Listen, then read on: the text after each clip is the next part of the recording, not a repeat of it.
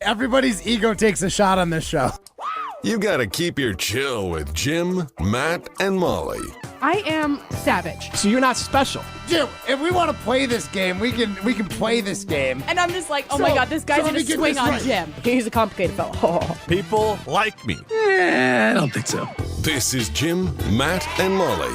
Presented by Coors Light on 100.5 ESPN.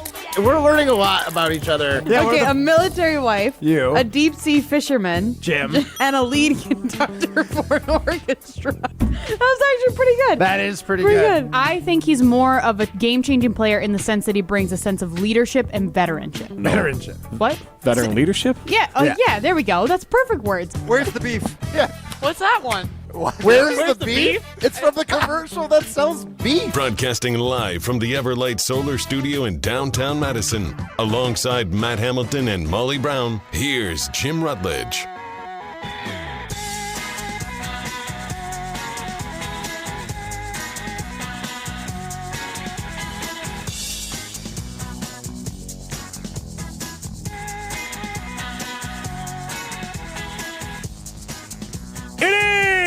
Jim, Matt, and Molly. We are presented by Coors Light. If the mountains are blue, you know what to do. And that's Crush, a Coors Light. I do have the power. We are live from the Everlight Solar Studio. I am Jim Rutledge alongside Matt Hamilton and Molly Brown. The Badgers are dancing, and so is Marquette. Heck of a weekend for Badger basketball. It is also St. Patrick's Day. So my first question... It's the start of bracket season. We should do a bracket. What's that? We should do a bracket. That we hand fill out because that's the best way to do a bracket. No, he's talking about his stupid, Cool. I'll make up a bracket for us to do. Hey, that's kind of fun. Let's do a bracket about the worst ideas ever and making a bracket. Then we'll talk about it after the show. Okay. I don't think do people do brackets like now, because now is when like real brackets are happening. The people care about basketball. Nobody cares about your favorite cereal. No, we gotta wait till everyone's brackets busted and then we start doing bracket stuff again. Prime time everyone's shine got behind the itch. glass. Prime is. I feel like, the generic radio trope, just like Mount Rushmore of creating a bracket because everyone's lazy and can't come up with a good idea. That's not done now, right? Because right now there's real brackets. Yeah, this would not be the time of the year to do it typically. No, it's like Elite Eight time. Wait. Because everyone's brackets busted, but they still got that bracket itch. You guys, I don't want to spoil Yeah. any secrets, but Ryan, I believe you're in the know on this too. I think we're doing like an ESPN Madison fun bracket of some sort. I don't think I'm allowed to announce what it is though. Well, I will not bracket? be participating in that. No, so no, no, don't no, put no, we no. as a I'm me. in. No, it's like one that the fans vote in. That kind. Like for that's what? what we're talking about, right? Like how we did a burger bracket before last year, right? Yeah. So like that same idea, but something fun. Yeah, Jim hates that idea. I did it. Judgment Remember of when Jim. Jim was gone for like a week? Yeah, you had like a I had That's my So That's So Wisconsin Wisconsin bracket. It was awesome.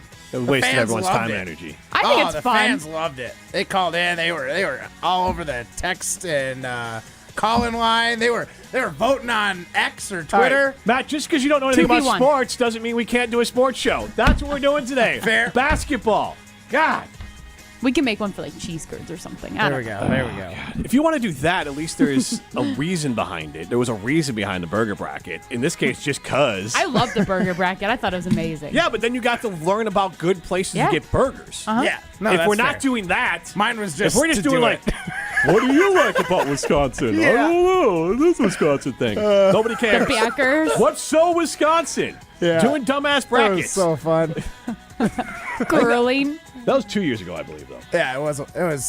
That was definitely a Rutledge and Hamilton thing. Yes. Also, Cringe. shout out to our friends at Lake Louie for supporting Yeah. and sponsoring that Best Burger It was in Madison great. bracket. It's also another good reason to do something.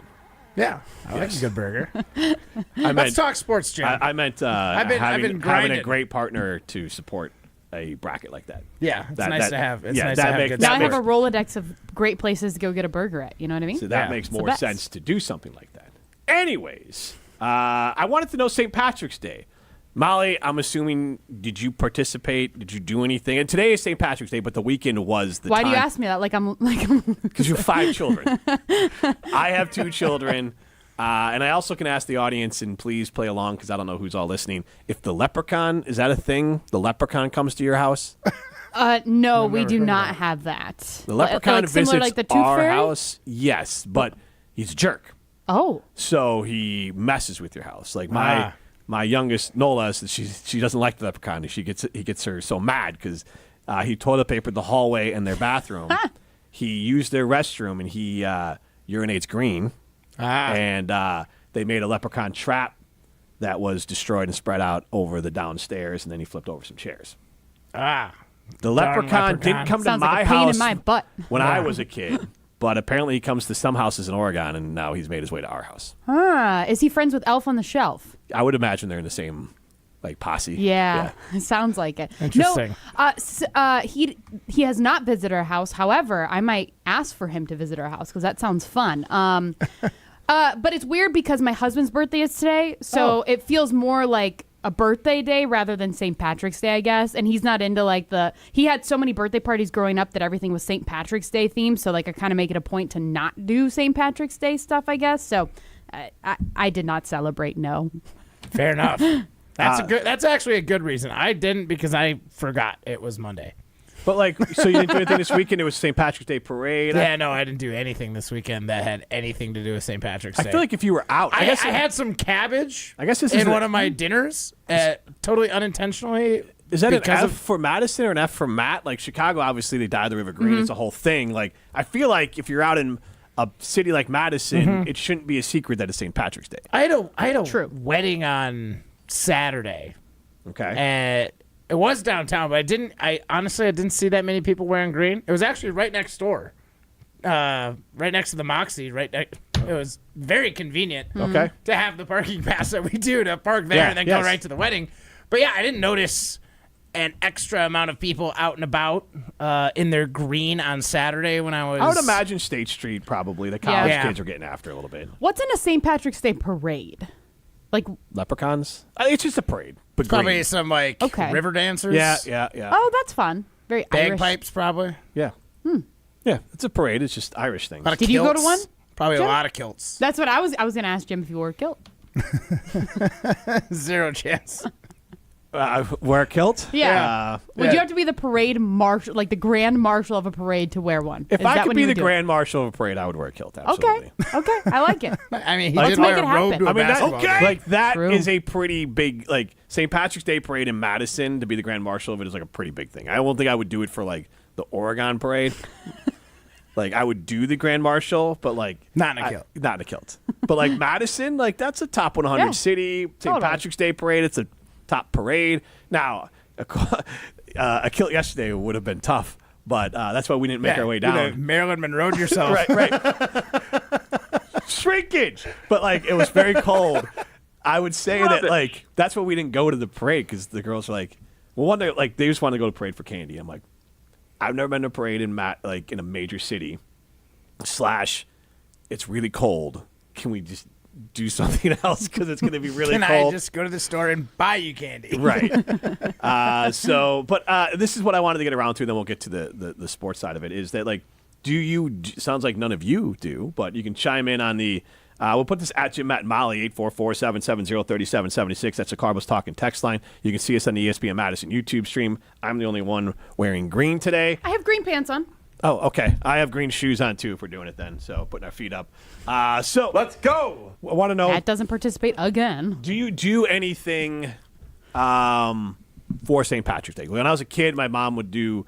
I think there is an Irish. I think out of my mom's side, there's an Irish, aspect to it. So. But we did corned beef and hash, and we would do green milk, and then later in life, green beer. And so there was kind of a little bit of pomp. And, the house would be decorated for it. That's not necessarily the case in our house. Sporadically, every other year, I'll do corned beef. I usually just forget.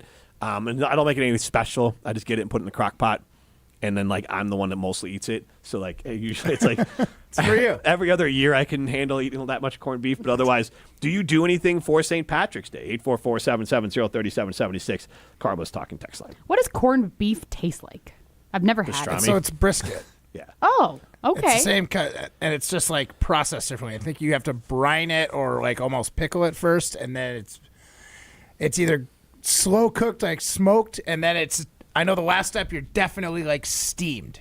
You put some water in it, it sits on a rack, and you cover it, and you steam the last little bit of cooking it, and it's So is it worthwhile cooking? Like, because that's you the didn't really fancy- give me a ringing you endorsement can buy for it. you can just go buy corned beef Okay. already prepped, and you just have to warm it back up essentially. It's So I did a covered. middle ground of I don't know, this was 2 years ago. I went to some grocery store and it basically had it. It came with the packaging of what you need to do to put it in a slow cooker. Okay. And I just slow cooked Yeah. it. I enjoyed it.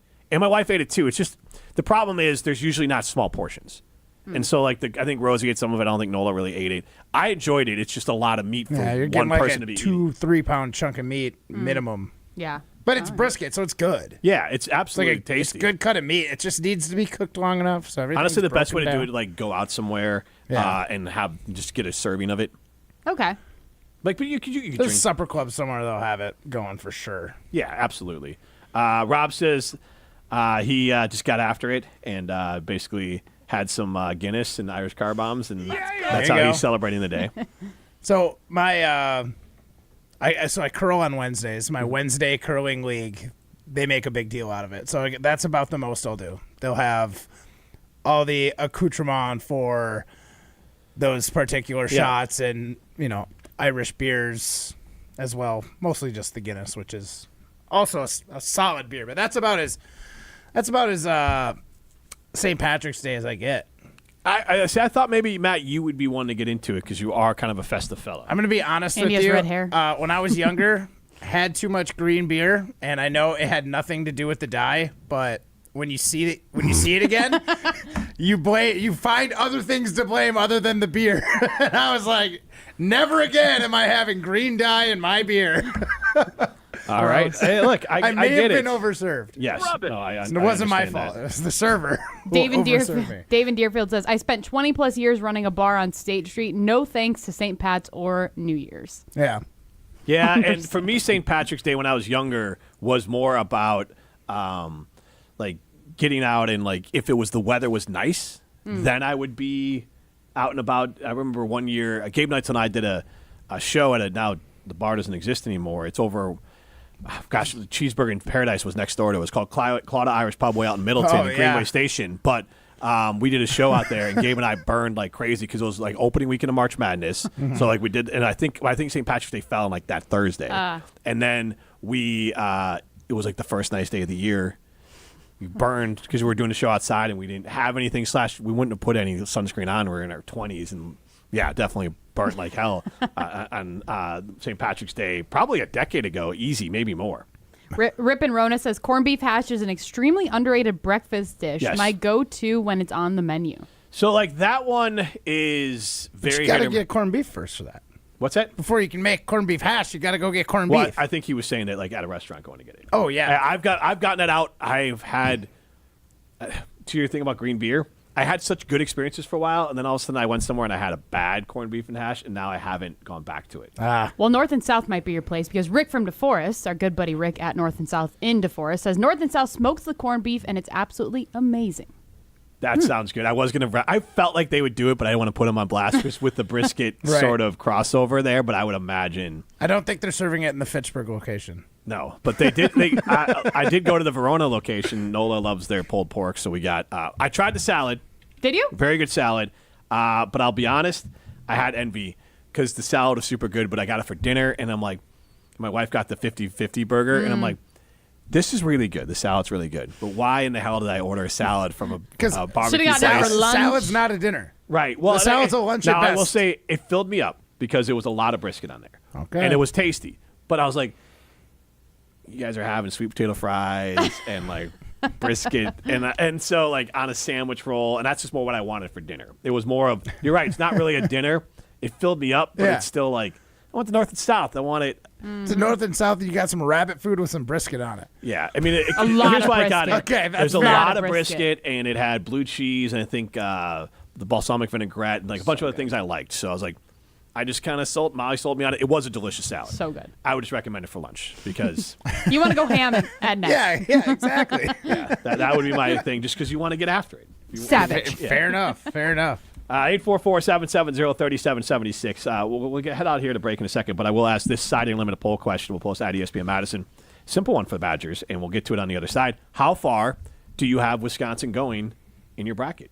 844-770-3776. You can go as far as you want with your weight loss goals or your strength training goals with our good friends at Carbon World Health. You can visit their Sun Prairie location, or you can visit their Madison location. The Madison location has cryotherapy, red light therapy, and the gym there. Both locations have med spa treatments. Sun Prairie, you can get IVs, you can get hormone optimization, you can get GLP-1s, along with many other services in the Sun Prairie location. Then in Madison, like I mentioned, they have lots of recovery there, cryo and red light included, along with a great workout facility and testosterone and GLP-1 treatments. Carbon World Health. Go to carbonworldhealth.com today to learn more. This is Jim, Matt, and Molly, presented by Coors Light. Hey, this is Matt's Chicago Doppelganger. You're listening to Jim, Matt, and Molly, presented by Coors Light on 100.5 ESPN Madison. Look what we have here. It's the refreshing deliciousness of a Pepsi mini can. It's the perfect complement to any meal. The dash of indulgence your day was dreaming of. The sip that'll have you singing Pepsi. Nope, not again, Steve. Let's take a cue from the Pepsi mini can and pack all that awesomeness you're feeling into a much smaller treat for everyone. Deal? So, big awesomeness, smaller size. I think I've got just the thing. Pepsi mini can. Mini can, big taste.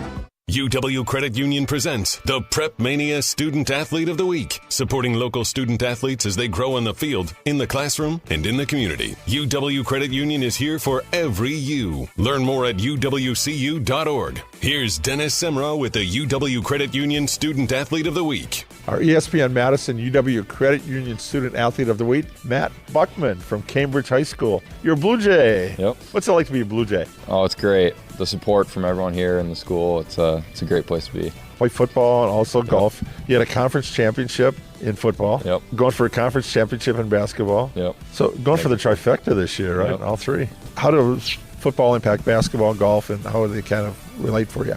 Our football coach, Coach Nellis, he always preaches to all of us about how important it is to be three-sport athletes. And he likes to take guys who played in the Super Bowl and say, well, like 80% of those guys played three sports in high school. And so I think there is like some truth to that.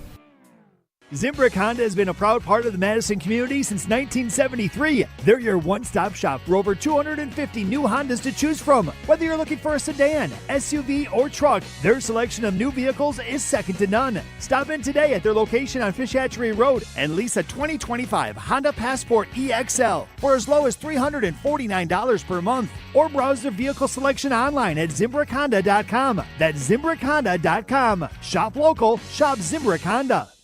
Hi, this is Brian Posick, and I can't wait for Mark Osiki's Casting for Kids Fishing Tournament coming up Saturday, May 17th on the Madison Chain of Lakes. It's a great time, great people, all for a great cause. There's lunch, dinner, raffles, and auctions, all to support the American Family Children's Hospital, UW Carbone Cancer Center. Plus a chance to win an Alumacraft fishing boat from Don's Marine. Join us on the water May 17th. Donate or partner with us. Learn more and register at castingforkids.org. That's casting4kids.org. Look what we have here. It's the refreshing deliciousness of a Pepsi mini can.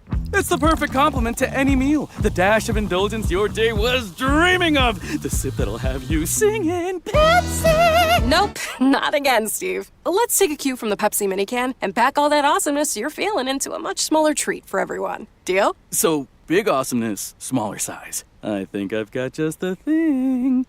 Pepsi mini can. Mini can, big taste. Good Karma Brands is proud to be an equal opportunity employer. Our policy is to provide equal opportunity employment, development, and advancement to all current and potential teammates. If you are an organization that maintains a job bank, provides employment information, or gives job referrals, you may request to be placed on the station's mailing list for future career opportunities. To learn more about careers at Good Karma Brands, please email careers@goodkarmabrands.com. For official rules and more information about every contest on 100.5 ESPN, visit ESPNWisconsinContests.com. That's ESPNWisconsinContests.com. You're listening to 100.5 ESPN and the ESPN app. You're listening to Jim, Matt, and Molly, presented by Coors Light. Also brought to you by J&K Security Solutions, securing homes and businesses in the Madison area since 1987.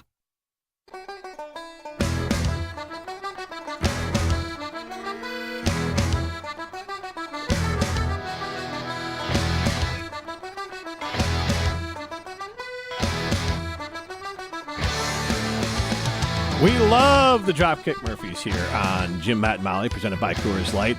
This song, obviously from The Departed, was the first musical bed I used for when I produced in it. Back in the day, we had to produce our own stuff and then host it as well. Gabe Knights and I did Madison's Baseball Tonight. It was on Madison Sports Radio, so this was 2008 before we were ESPN. As a lead-in before Madison Mallards Baseball.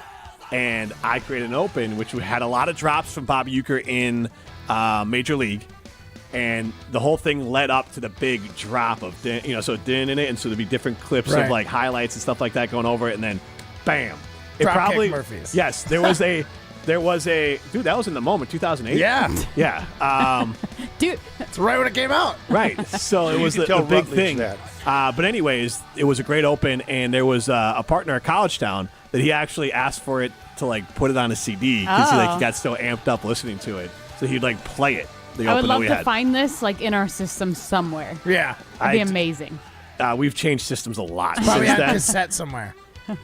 Maybe I could find an old Jim's like show. Frasier. He's got an entire closet at home with just each show taped on cassette that he just At some loads point, I up. stopped. I had some stuff on CD for a little bit, but not everything, but just certain things. And I hate them all. I might break them, but they're horrible. I'm Jim Rutledge alongside Molly Brown and Matt Hamilton. This is Jim, Matt, and Molly. We are presented by Coors Light, live from the Everlight Solar Studio. And you still could chime in on your thoughts on corned beef or St. Patrick's Day in general. Do you do anything? Do you do anything special for St. Patrick's Day? Did the leprechaun come to your house like he did our house last night and causing some menace, lighthearted menace at the Rutledge household? I'm kind of curious how common that is. Shenanigans is Shenanigans the is proper the good word. today. There you go. 844-770-3776. But we are also asking you our Siding Unlimited poll question. You can chime in with whatever your answer is. It could be lose the first weekend, Sweet 16, Elite 8, Final Four, national champs. How far do you have the Badgers going in your bracket? 844-770-3776. It's the Carlbus Talking text line. List is more. I think I have them going to the Elite 8. I'm going to double check for you, but I'm pretty sure that's as far as I got. But that's only one of my brackets. Who knows? They could go to the Final Four. They could go to the championship game in another one of my brackets. I used to always have the hopeful bracket. I could always do one with the Badgers going all the way. And then I would do the one that I would call my real one. This year, I have the Badgers also going to the Elite 8, but it was matchup dependent. I feel like the Badgers could hang with a team that likes to slow it down, but typically the Badgers against fast teams don't look super solid. So if St. Mary's can take down, was it Alabama? That's the 2 seed that we'd be dealing with? That'd be Alabama beating Robert Morris and then St. Mary's beating Vanderbilt to play each other, yes. Yes. And so I have St. Mary's beating Alabama, and if that's the case, because St. Mary's does slow it down so well, again, big research today. Went deep I was going to ask, how many YouTube today. videos did he watch on how to fill out my bracket? 3 or 4 today. Because I got 4 invites. So I was like, well, we got to have one, and then I'll just slightly deviate off of the one for my other pools, I guess, that you get into. So how much money did you invest in your brackets this year so far? Most of them, I think most of my friends are just doing like a 10 jelly bean entry. Okay. Pretty reasonable. Nothing crazy. But I really need Alabama to lose for the Badgers to get to the Elite 8. Molly? I have St. Mary's beating Alabama. I'm looking at it right now. But nice. I have them going to the Elite 8 and losing to Oregon, which feels very probable to me. Does it not? Well, all I know is no double-digit lead is safe with the Badgers. Mm-hmm. So the way I look at it like this: my matchup dependent. You guys are way more into the Badgers than I am. Who do you have winning the VCU BYU game? I have BYU. Mm-hmm. Okay. In that scenario, I have Wisconsin winning, but I have VCU beating BYU.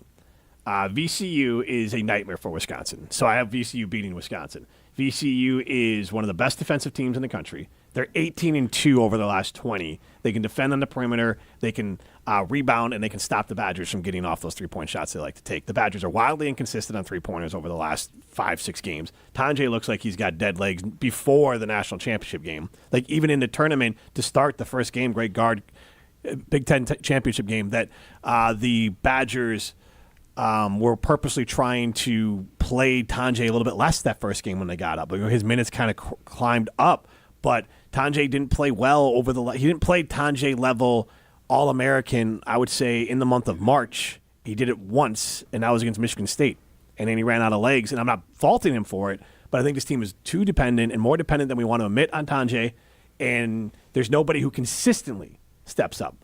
Could it be Klesmit? Could it be Nolan? Could it be Crowell?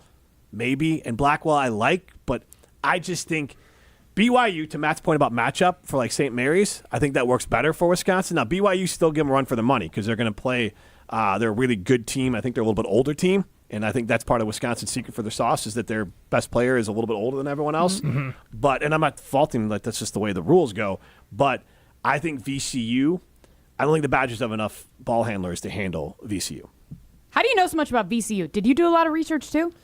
Well, for this specific game, I host a show called The Jump Around, and so when I'm looking at the Badgers... so you can tell Rutledge that. When I look at the Badgers and what they're going to do, VCU scares me. And so, obviously... but it started with the bracket predictor. So the way that I do my bracket, and you can chime in on this as well, 844-770-3776, how many brackets do you fill out? How do you fill out your bracket? So I will start with the matchup predictor, and I did that today. I will circle back. I will do essentially...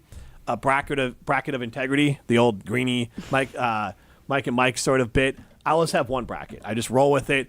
I just want to keep track of it all. And the odds, I think I saw this. Be rooting for 10 different But that's teams. the beauty is you don't have to keep track of it anymore. All you got to do is fill it out once, and then away you go. Right. And so, I think I saw some of the odds that if you, your odds of getting a perfect bracket are basically it's more likely you'd win the Powerball twice in a year than to get a perfect bracket. That's wild. Right. And so, well, that's why there's a couple of those places. Didn't Warren Buffett offer like $1 billion to anyone who had a perfect bracket? Yes. All that is in there. So yeah, it's just like he knows it's not going to happen. So this is why I know about VCU, and I feel better about BYU as a matchup than I do. But again, going back to, I think BYU would be a good primer for Wisconsin, for VCU, if that makes sense. Like VCU playing BYU sets them up to face a team like Wisconsin, and then VCU is not going to be afraid of anyone if they knock off BYU, and they're a talented team that plays really good defense.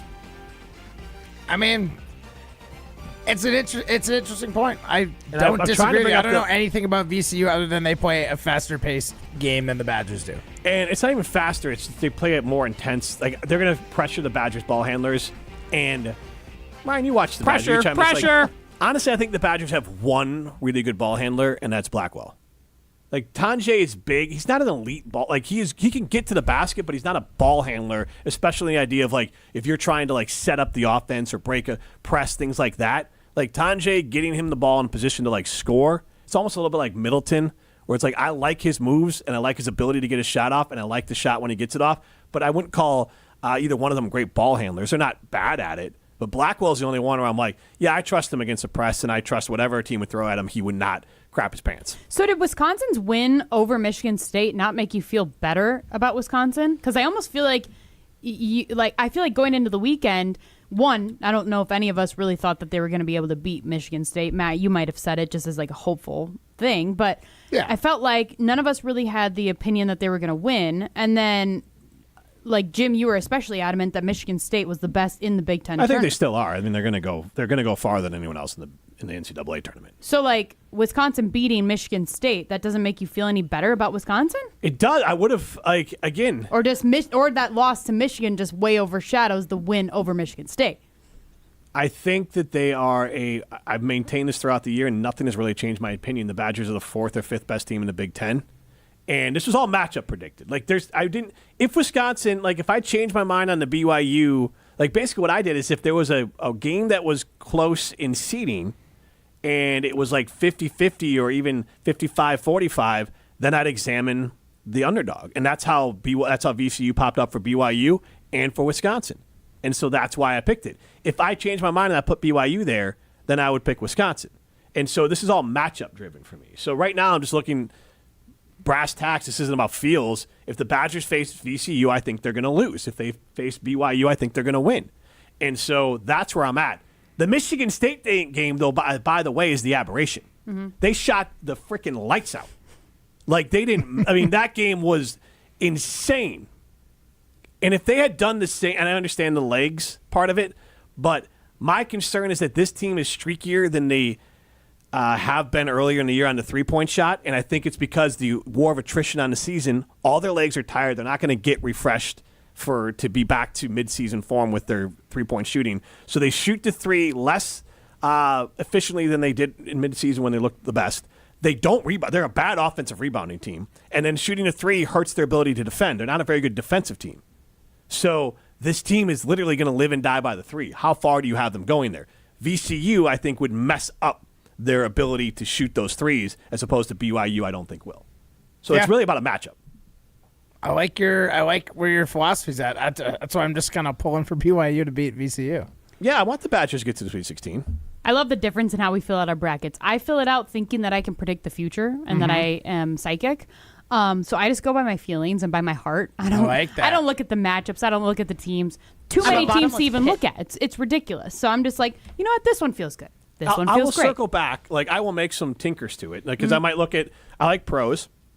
So I might look at this and go, all right, how many pros are on these teams? But then my issue with college basketball, which I think I've kind of finally figured out what the problem with college basketball is, the best pro prospects are 18 years old.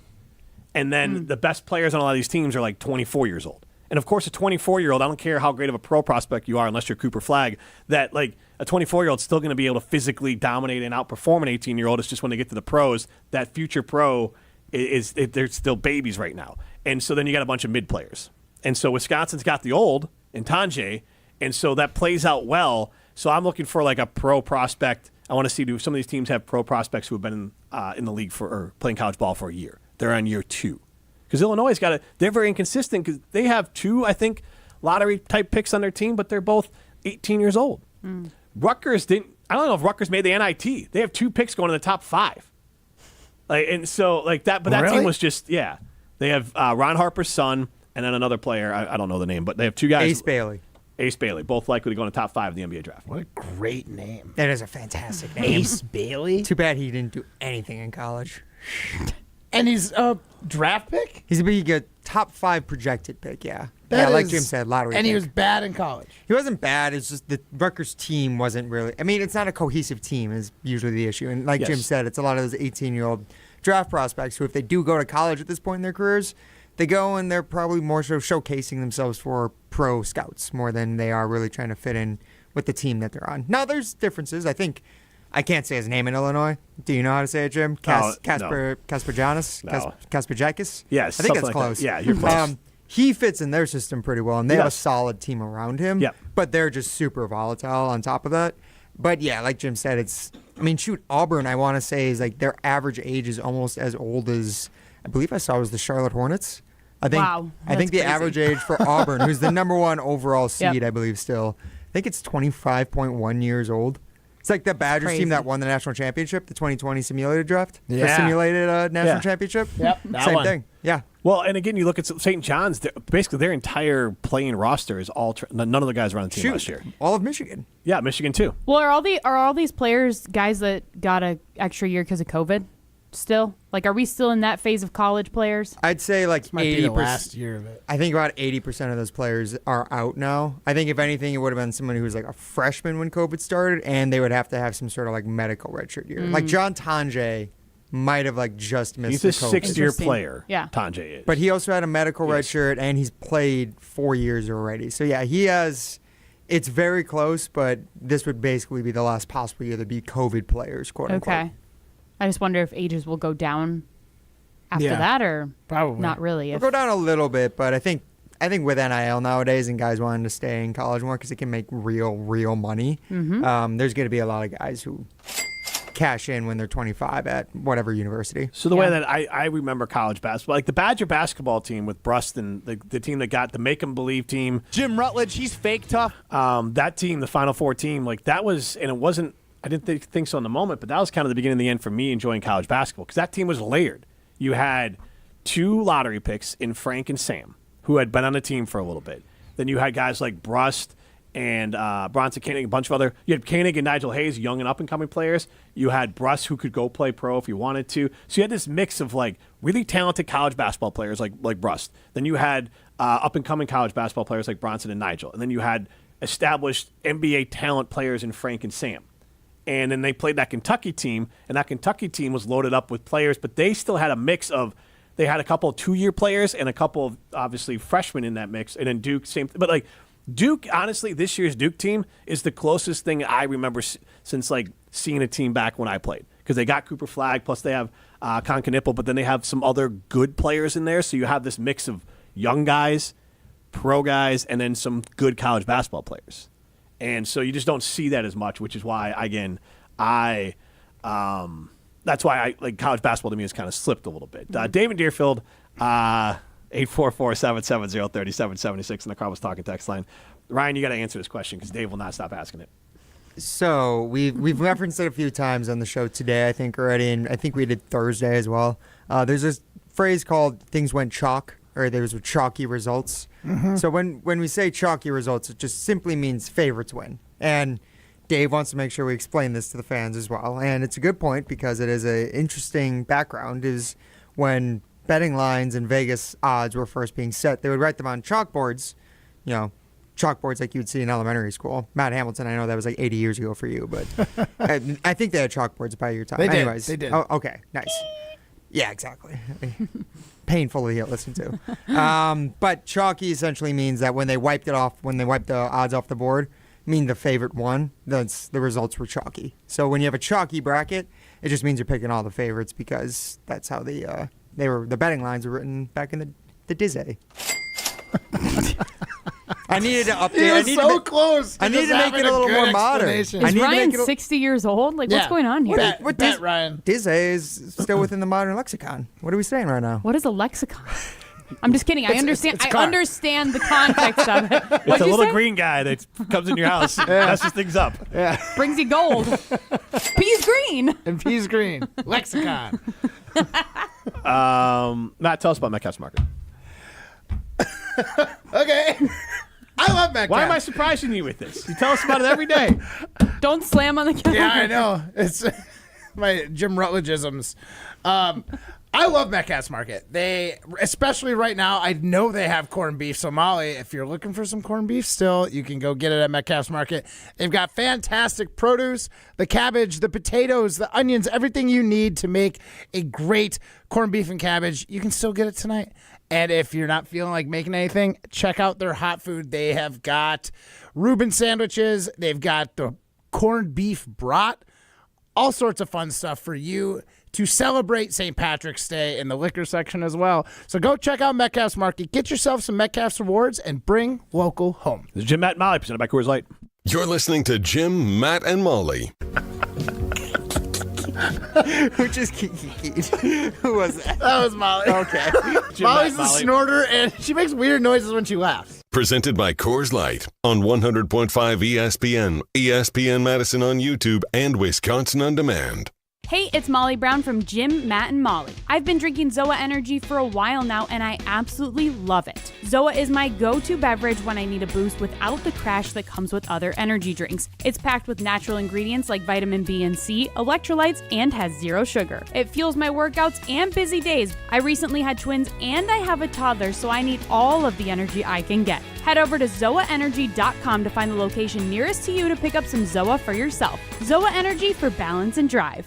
Being a Pella consultant means helping people build their dreams. Customers really appreciate just how prepared we are. All the samples, the videos, pictures. We are with you from start to finish. You literally have a friend from beginning to end and beyond with your project. Our Pella team simplifies the process, taking time to listen and find the right solution for you. And right now, get windows as low as $22 per month and doors as low as $89 per month. Visit PellaWI.com today. Certain restrictions apply. It's 3/31/2025. Get in the game this March at Ho-Chunk Gaming Madison, where free throw fortunes can be very rewarding. On Saturday afternoon, March 29th, 18 winners will spin the wheel to secure 2 or 3 prize pucks. Each winner drops those pucks down the big board to determine their total prize of up to $3,000. Then at 4 o'clock, one grand prize winner will take home up to $30,000. It's a huge day of prizes, so don't miss your shot at Free Throw Fortunes.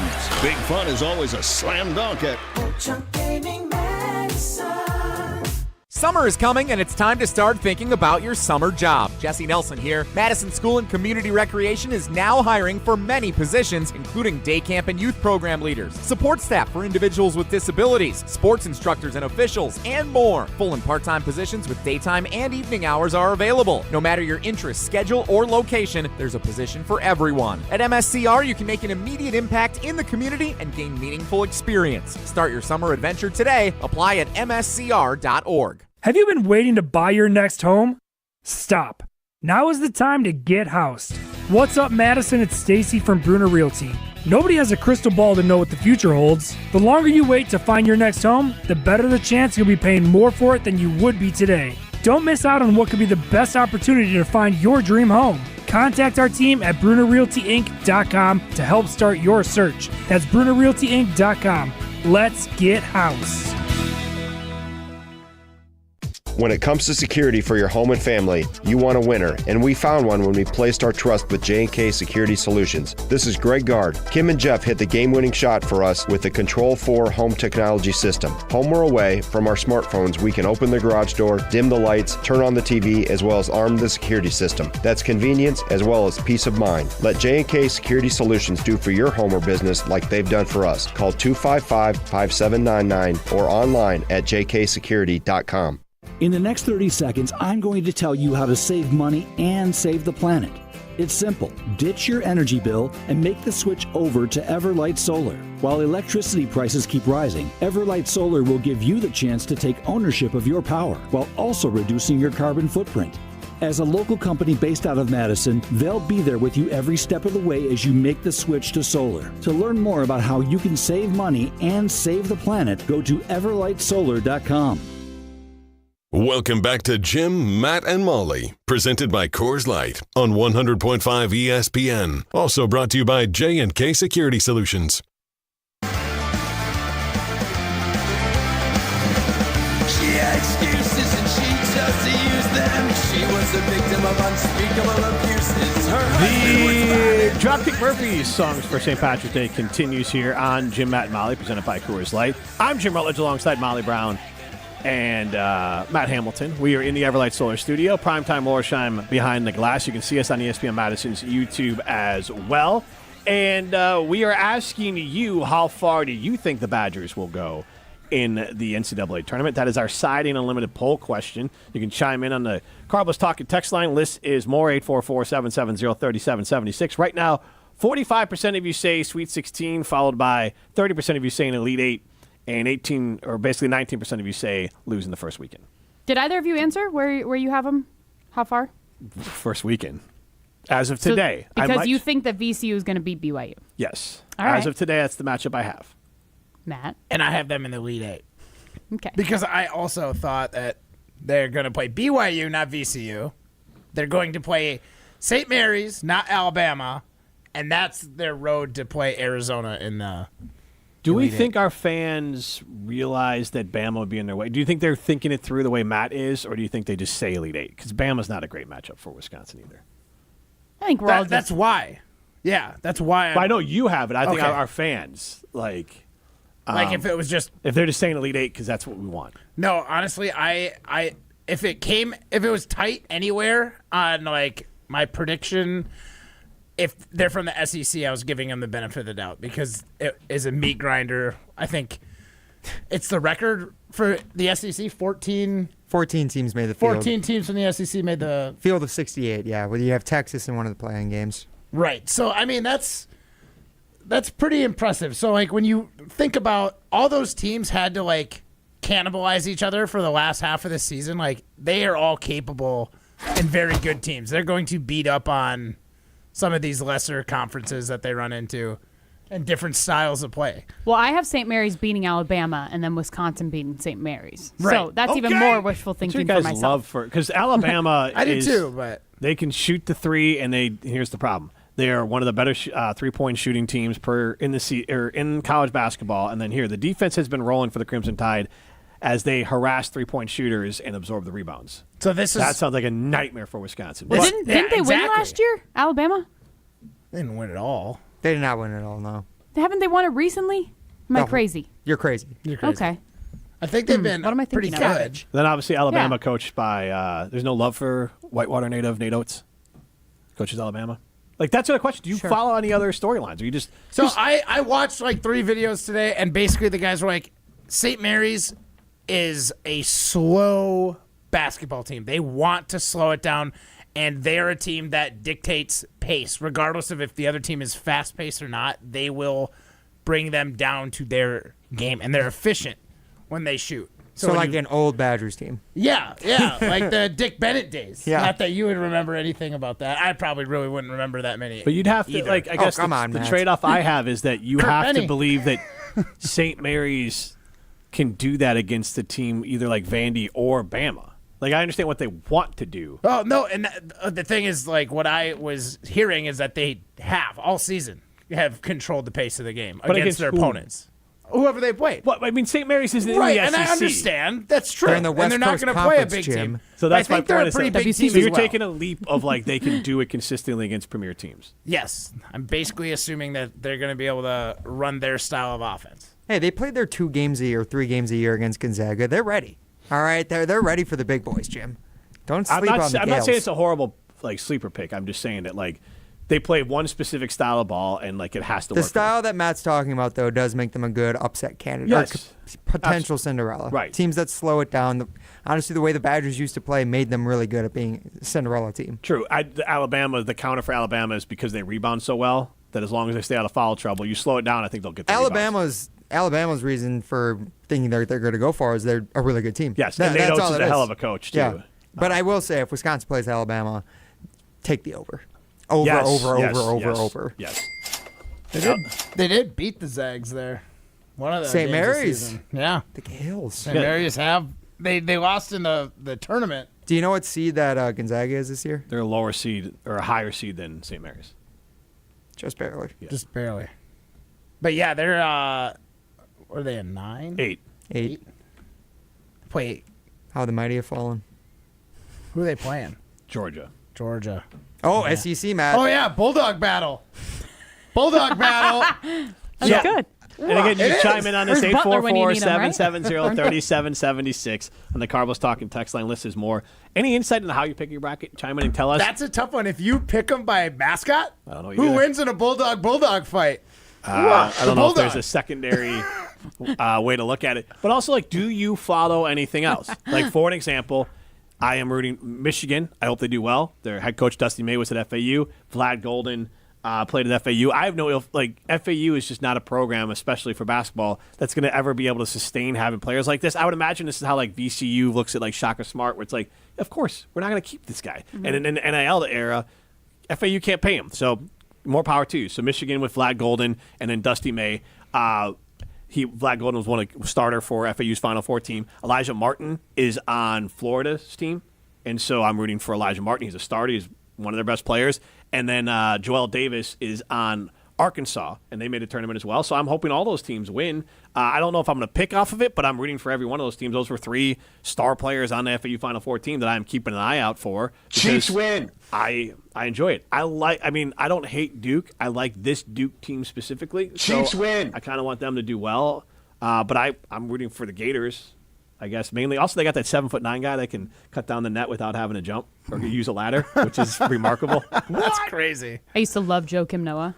That's all I think about when I think of Florida basketball. No? Yeah. Nobody? Oh, absolutely. No. Okay. Those were the days. It was Noah and Gordon Hayward, right? No. Or not Gordon Hayward. Al Horford. No. Wasn't it? It was Ronnie Brewer, Joakim Noah, and you're right, Al Horford was there a little bit. You're right. Yeah. Yeah, sorry. I said Gordon Hayward. That was way off. That was really off. That was go back to the there was Bulldogs. another player there. There was a guard, but those were the 3 pros off that team. Ronnie Brewer played in Minnesota for a little bit, Al Horford, and Joakim Noah. Yeah, those teams were fun. And they had I think his name, Mick, I don't know his last name. Their broadcaster, and LePay is amazing, but he's same thing, football and basketball, and we carried those games down in Florida at West Palm Beach Station. ESPN West Palm, we carried the Florida games, and he got the call. I mean, Tim Tebow and those Florida teams are winning titles. So to hear his voice, he had that kind of a southern drawl that you could understand, and like a silky voice and an older voice. He was amazing calling the Florida Gators. Is he a guy who would be celebrating St. Patty's Day a lot today? I think Is he's that dead. kind of voice? Oh, but wow. yeah. No, if he had been alive. It's like I think it's like a southern drawl, so not an Irish voice. He might be celebrating from the beyond. He might be cracking one back up there in the heavens. Crushing some green beers. He made it too easy. He's dead, right? No, Well. I don't know. He might be. I'll have to look up his name on the other side. If you're looking to revive your evening, go to Ruth's Chris Steakhouse in Middleton. You can go there for the Sizzle, Swizzle, and Swirl Happy Hour. Get yourself a Coors Light. An old fashioned, you can get yourself a steak sandwich, a burger, calamari, seared sashimi. No bad options at Ruth's Chris Steakhouse in Middleton. This is Jim, Matt, and Molly, presented by Coors Light. You're listening live from St. John's, Newfoundland. The Newfies love Jim, Matt, and Molly. 100.5 ESPN Madison. You, rah. Pella Windows and Doors of Wisconsin present your Badger Minute. Here's Pablo Iglesias. This Badger Minute brought to you by Starion Bank, with 3 Madison area locations in Middleton, Sun Prairie, and Monona. Starion Bank is here investing in your community. Start your experience at starionbank.com. Member FDIC. Turn the page. Bucky dropping the Big Ten title match to Michigan 59-53, but a new mountain to climb beginning in Denver. Wisconsin, the number 3 seed in the East region. Their first test, number 14, Montana. Scouting the Grizz, the Big Sky champs, winners in 14 of their last 15, but 2 early season losses to Power 4 opponents. Historically, the two have met on March's big stage in 2012, Wisconsin taking down Montana en route to the Sweet 16. Jim Rutledge and I break it all down on a special edition of the Jump Around tonight from 6 to 7 on 100.5 ESPN. Right now at Pella Windows and Doors of Wisconsin, get windows as low as $22 per month and doors as low as $89 per month. Visit PellaWI.com today. When it comes to security for your home and family, you want a winner, and we found one when we placed our trust with J&K Security Solutions. This is Greg Gard. Kim and Jeff hit the game-winning shot for us with the Control 4 home technology system. Home or away, from our smartphones, we can open the garage door, dim the lights, turn on the TV, as well as arm the security system. That's convenience as well as peace of mind. Let J&K Security Solutions do for your home or business like they've done for us. Call 255-5799 or online at jksecurity.com. They did it again. For the 5th time, Siding Unlimited, the 30-year-old Wisconsin family-owned company, is the Pella Window and Door Company's Platinum Premier Certified Contractor of the Year in the whole USA. Siding Unlimited is here in Madison with a dynamic outside-in showroom. See Siding Unlimited's window, door, roofing, deck, and other great outside stuff inside at 2018 South Stoughton Road, south of Buckeye. See Siding Unlimited's frequent Instagram posts or go to sidingunlimited.com. Hello, I'm John Hayes, the owner of Goodman's Jewelers. It's been my pleasure to serve this community from this incredible store for over 4 decades. We stand upon high standards and classic traditions, pillars like honesty and integrity. Stop into Goodman's Jewelers, the longest-standing full-service jewelry store in the heart of Madison at 220 State Street. Goodman's Jewelers, the diamond store of Madison since 1933. The best is at Goodman's. Your Honda gets you everywhere. When it needs service, you need Zimbrick Honda service. Their customer service is second to none, and you can experience it for yourself at 2 convenient Madison service locations on Fish Hatchery Road and Grand Canyon Drive. From simple maintenance to expert repairs, Honda certified technicians handle it all. Stop in for an express oil change at Fish Hatchery Road on Saturdays. No appointment necessary. Part of the Madison community since 1973. Shop local. Shop Zimbrick Honda. Good Karma Brands is proud to be an equal opportunity employer. Our policy is to provide equal opportunity employment, development, and advancement to all current and potential teammates. If you are an organization that maintains a job bank, provides employment information, or gives job referrals, you may request to be placed on the station's mailing list for future career opportunities. To learn more about careers at Good Karma Brands, please email careers@goodkarmabrands.com. Welcome back to Jim, Matt, and Molly, presented by Coors Light on 100.5 ESPN. Brought to you by Metro Kia Madison, Madison's trusted Kia dealership.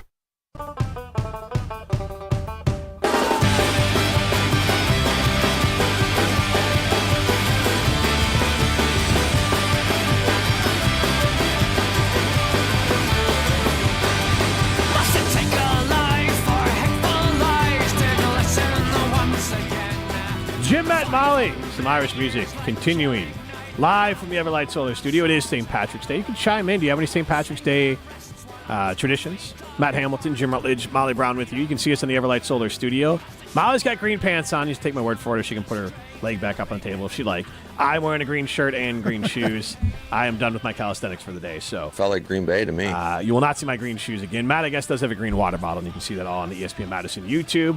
Primetime Laura Sean behind the glass, and got a couple different questions for you. Carlos talking text line 844-770-3776. Less is more. The most important one we're going to get to is how far do you think the Badgers will go in the NCAA tournament? Right now, 41% of you say, or nearly 42% of you say Sweet 16. I think that's most realistic. I think Elite Eight is very Pollyanna. I don't know what you are on the Badgers. Molly Anna. Have to string together. That's a different time. But I think the Badgers have stringed together a performance that they're not capable of. They're really starting to feel like a one-trick pony for me. Now, it's a good trick, the three-point shot. But if that three-point shot, the second that three-point shot's not there, they're cooked. Yeah, I mean, so that's the way it looked against Michigan. Yes, and against Penn State. And they barely beat Minnesota, and they lost to Oregon. And so, they haven't covered themselves in glory in the month of March. How many teams do you think? That's right. The best time to cover yourself in glory is in March, at the end of March. Well, April, really. Yeah, I guess April. Good point. We don't often make it to April. I say you don't make it to April without just make it in March. So, Molly, to your point about do I feel better? The Badgers win over Michigan State, levelized them where I thought, okay, they're the fourth or fifth best team in the Big Ten. They're a Sweet 16 team. Okay. That's where I got them. If they had not beat Michigan State, then I would have felt way worse about this team. So basically, that victory to me levelized them because now they're then 3. I'm just trying to do the math off the top of my head. So they beat who? They beat who they win their first game against in the Big Ten tournament. They beat Northwestern. Not a tournament team. Then they beat UCLA and Michigan State, both tournament teams. So that gets them 5, and then they lost to Michigan. So what are they, 5 and 9? That sound right against Big Ten teams that are going to be in the tournament? I believe it's 4 and 8. 4 and 8. Going into it, they had 2 wins and they had 7 losses. I thought they had 3. So there you go, 4 and 8. But still pretty So that's a team that I think are capable of winning. It's all matchup driven, and right now I just don't like their matchup. And if I hate their matchup against Alabama, but right, I do. So maybe best case scenario, I have them losing to Alabama. I hope they get to the Sweet 16. I want that for them. I want Greg Gard not to have to answer for the not Sweet 16. Mm-hmm. So maybe not have to answer Jim Rutledge. Judgmental Jim. Well, I think a lot of people. I'm not they the only will one. Met Jim's expectation, and it will be just another meh season. For No, it's not a pressure. meh. If they get to the Sweet 16, that's to Ryan's point. Expectations have been changed. Sweet 16, I will say, this team exceeded what we thought they were going to do at the beginning of the year, and this team, as they played throughout the year, raised expectations, and they met them in the end. When do you say to my point, what do you mean? You talked about maybe we should change our expectations for Badger basketball from the Bo Ryan era to the Great Guard era. So do you feel like this year, is this where they should be on a semi-annual basis, every other year? Feeling like this type level team, not maybe a 3 seed per se, but a team who we could see going to the Sweet 16 and possibly, if they get lucky, making the Elite Eight. I mean, considering Greg Gard's only done it one time in his career, I still don't see him being. I can't put him at the standard of being a Sweet 16 guy. I'm not talking about Matt. I'm not talking about Greg. I'm talking about where would they be with this program? With a neutral, average level coach. Well, Greg Gard could. I mean. Any coach, where do you see the ceiling of this program? Because Ryan's point was... Well, see, but that's what I would want to say, is that what Bo Ryan did, I think that's the ceiling. Okay. And so I think when I phrased it that day, I was off. I didn't mean that was the outlier. It means that's them at their maximum capacity. Okay. What they did with Bo Ryan now, is do you the think they can highest level. get there now with the NIL restrictions and everything else? And that's the big question is, can you do that year over year? It's incredibly hard outside of Duke and outside of, UNC barely made the tournament this year. Mm-hmm. Look at all the big-time programs, Kansas, who are barely making the tournament, falling short of what their expectations are most years. I mean, it's really hard no matter who the program is now.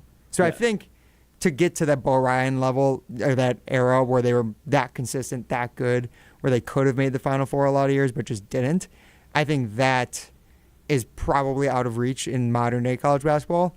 But I do think the idea of them being a team that is annually, every other year making the Sweet 16, which is really hard still, I think that there's a good expectation that Not even, maybe even if they don't like make the Sweet 16 every other year, but your average end point is there. Like some years you would go to the Elite Eight, Final Four. Some years maybe you get bounced in the first round, but average, you make it out of the first weekend. Yeah, and that's where I kind of get to of like, hey, make a run. Like this year, it's like, all right, get to the Sweet 16, I'm fine. Now the new expectation is be competitive for the Sweet 16 every year and then make a real run, even to the Elite Eight. Win 2 more games. Yeah, I mean, I just don't know if Wisconsin basketball has it anymore.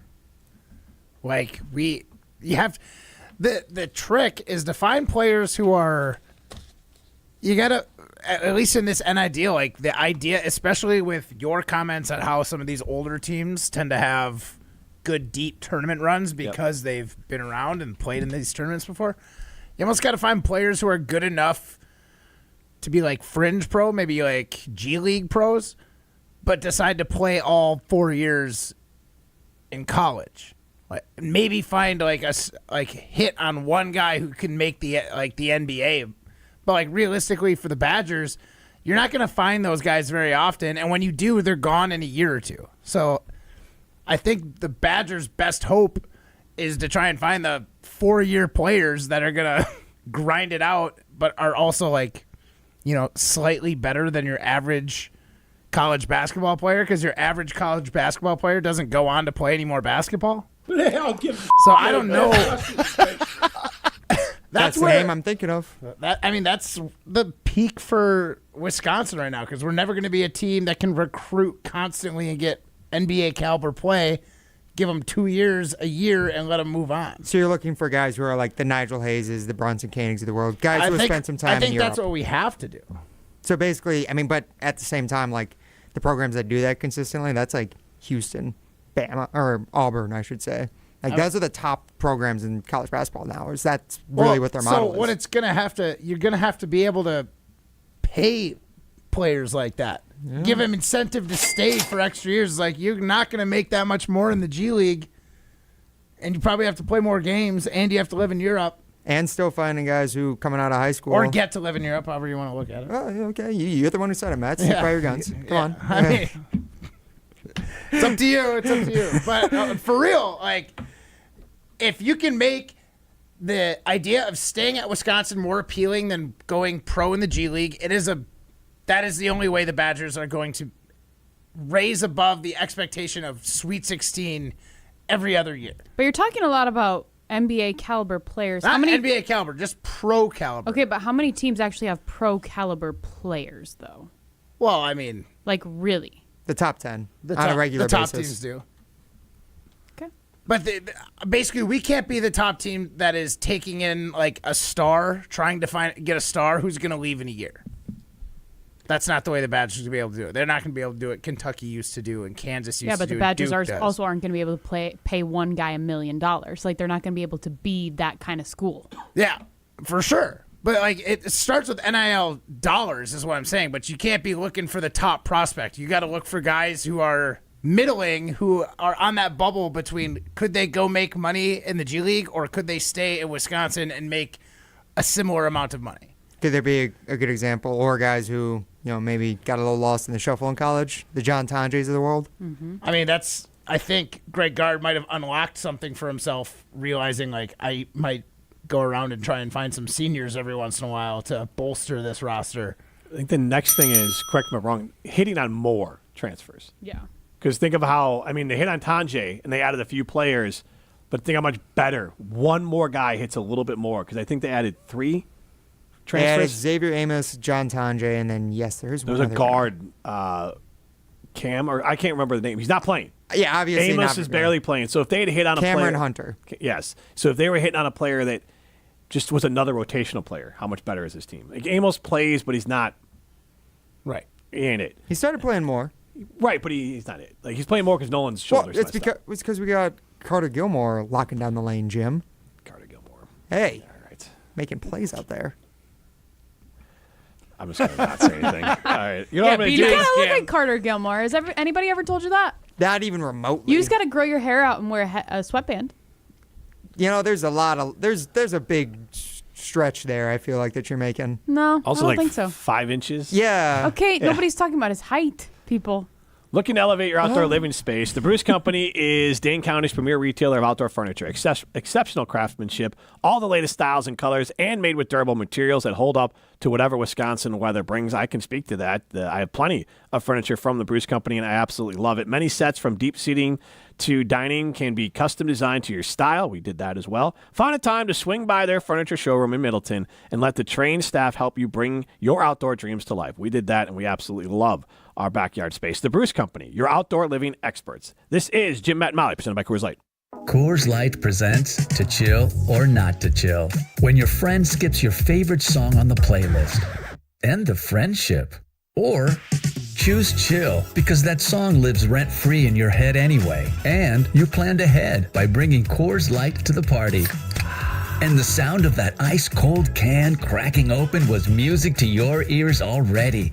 Coors Light. Choose chill. Celebrate responsibly. 2024 Coors Brewing Company, Golden, Colorado. This is former Wisconsin linebacker Chris Orr. You're listening to 100.5 ESPN, WTLX, Monona, Madison, a Good Karma Brands radio station on Wisconsin. Broadcasting live from the Everlight Solar Studio, this is your Metro Kia of Madison Sports Center. Good afternoon, Madison. I'm Ryan Wollersheim, and this is your Sports Center Update brought to you by Zimbrick Honda's presentation of Prep Mania. ESPN Madison is your radio home for the WIA Boys State Basketball Tournament. Semifinals start Thursday and Friday, and all 5 state championship games will be on Saturday right here on 100.5 ESPN, as well as on Wisconsin On Demand.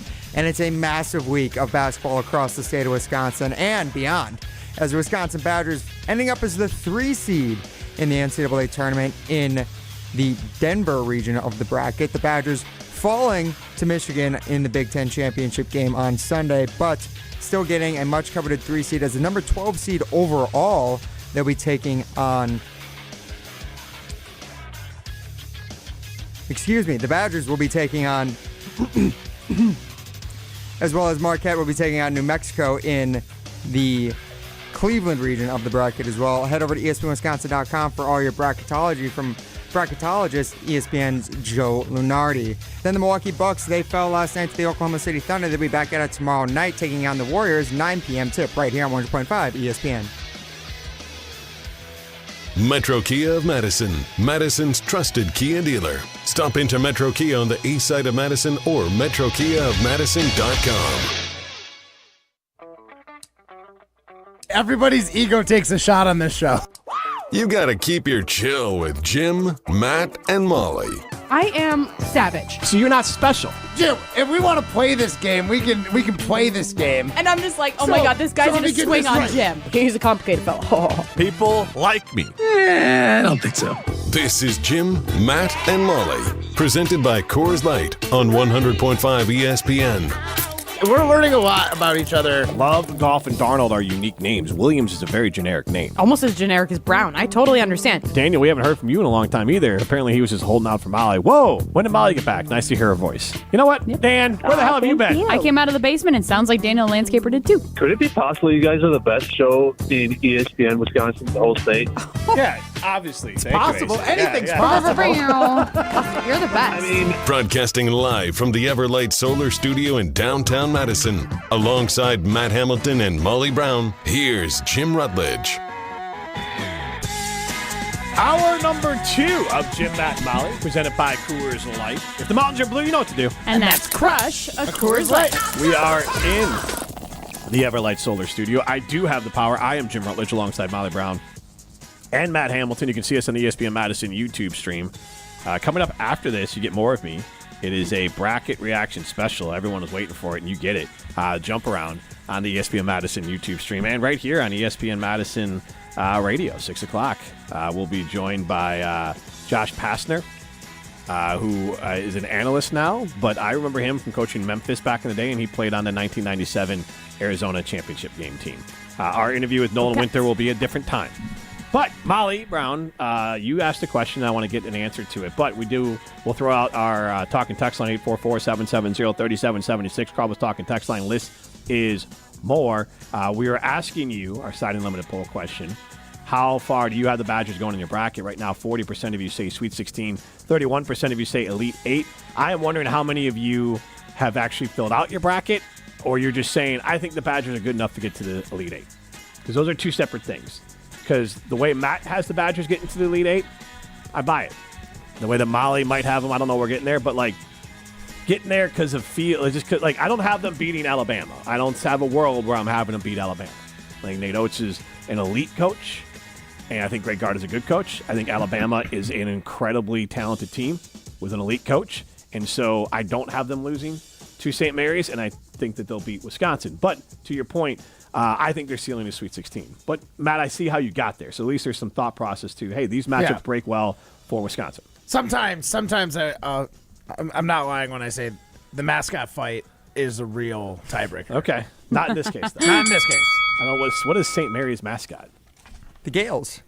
And what is a a bird? Gale? I believe it's like a synonym for an angel, actually. Oh. The St. Mary's. I'll have to look it up to double check, but I believe that's it. Gaels. That's not how I would have spelled Gales. How would you spell it? Like the name? Gails. Yeah. I just picture like a bunch of old ladies as like their mascots. It's just the Golden Girls. Yeah. Exactly. Molly, you asked the question of basically, I think you were trying to get to like how many pros and like how much could they affect the tournament and how many pros are playing in the NCAA tournament. I'm just going to run through ESPN's mock draft and then kind of look at this. Cooper Flagg, projected number 1 overall pick. He plays for Duke. I don't have the latest. What is the latest on his ankle injury? They're hoping to have him back for round 1 of the tournament. I'm not sure what day Duke plays on. I believe it's on Friday. Okay. And then you have Dylan Harper, who we talked about at Rutgers. That team was horrible this year, but he's still projected to be 2nd overall pick. Then Ace Bailey, 3rd overall pick. Rutgers, Great name. Terrible basketball team. That is so crazy that you could have 2 of the top 5 picks and be that bad. I think it really goes to how much different college basketball is than the pros. And college basketball is, and we talked about this before, marching band, and pros is jazz. And those players, I think, have the skill set and the projection to be able to play jazz way better than marching band, especially, I'm guessing, Rutgers' coach and the overall team was not put together well. I mean, apparently. I mean, Pat Baldwin, who was at one point viewed as one of the best prospects in the country, he went to UW Milwaukee. That team was horrendous. His dad coached the team. In the Horizon League, that type of player should be able to elevate, and it just didn't happen. Huh. So then you have VJ Edgecombe from Baylor. They're in the tournament, correct? Yes, they Interesting name. He is the projected 4th overall pick. What was the name on that guy? Edgecombe, VJ Edgecombe. Like an comb? MTV VJ, and then Combe, yes. Huh. Or Comey. I have COMBE. And they're just a 9 seed. Then you have Philadelphia. I'm sorry, not Philadelphia. Texas, they're in it as a playing game. Trey Johnson, he's the next guy on this list. Then we talked about this player before. Kaspareus Yakachunas, I believe is his name. Illinois. And Illinois. Giannis, that's a good boy. Common Malausch from Duke is the 7th overall pick. Then Con Knipple, not swearing, Also from Duke. Horrible last name too. Yeah. Terrible. If I go pro, I'm changing that name. Oh, I thought you were gonna say that you're changing your name. And then, Oh, no. I get you. If you were him, That was him. Oh, yeah. Matt Knipple. Yeah. Sounds like I'd be doing like weather. I'm a nut. Now weather with Matt Knipple. Or something else. But Yeah. Blue weather. yeah. The Knipple is showing. it's cold out. Yeah. Getting a little Matt Knipple in Yeah, here. that's the Knipple radar. How cold is it? Let me check the Knipple radar. I think I'd be a weatherman with that name. Do you think they added the K to the name? Do you think it was nipple? And they're like, we need to add a K to this. Somewhere along the lines like, we don't want to totally throw away our name, so we're going to throw a K on this and call it Knipple. I think it was just a silent K, and they decided to announce it. Fair. It was like Do you think it's a longer? It was always there. No. Do you think it was longer? Like Knipplefoot? You know what I mean? Like, and it was shortened over time. Yeah. Knippleton? That's my OnlyFans Knippleton, yeah. handle, so please don't be sharing that on the radio. Knipplefoot. Gross. Igor Demon plays for BYU. That's the 9th guy. Okay. Derek Queen from Maryland. We've seen him play. Jeremiah Fierce from Oklahoma. and Jace Richardson from Michigan State. Now we got the first international player, Nolan Trey from France. And Liam McNeely, UConn, as I continue to run to the top 15. And the last one here, Joan Behringer. He's from France. So there's quite a few American players Yeah, so versus this last tournament year is where it loaded felt up with, very yeah. international heavy. France. We come from France. Molly, tell us about Carbon Health. Yes, I am so excited to start my journey at the new location in the Prairie Lake Shopping Center. They've got all the different med spa things. They've got Botox, fillers, red light therapy, IV therapy, hormone therapy, M-Sculpt, all the things that you can even imagine are there over at the new location at Carbon World Health in the Prairie Lake Shopping Center. This is Jim, Matt, and Molly. You're listening to Jim, Matt, and Molly. But I've never seen the movie either. I've only seen the Really? Yeah, I have no interest in the movie. Oh my gosh, the movie is terrible. It's terribly awesome. Did you just movie? touch my butt, Dewey? I know your tricks, Dewey. What? I quote that all the time. Presented by Coors Light on 100.5 ESPN. Gruber Law Office's Thanalysis Live is back March 29th at Potawatomi Casino Hotel. Join Thanasis Adetokunbo for a live show that's sure to entertain like none other. Last year it was a surprise appearance from ESPN's Stephen A. Smith. You never know what Thanasis has planned for 2025. Get your tickets to Thanalysis Live right now. Visit ESPN Milwaukee on Twitter for event and ticket info. It's Gruber Law Office's Thanalysis Live, presented by Potawatomi Casino Hotel and Carbliss. Also supported by the Prisoner Wine Company and McDonald's. Hi, Dave from Canopy Wealth Management here. Our balanced approach helps guide you through a complex and ever-changing landscape. Throughout your family's financial planning journey, we will serve as a partner, advocate, and steward in all aspects to help you achieve your goals with confidence. At Canopy, care, competence, and clarity, it's not just a tagline, it's a promise. Go to canopy-wealth.com to get started today. That's canopy-wealth.com.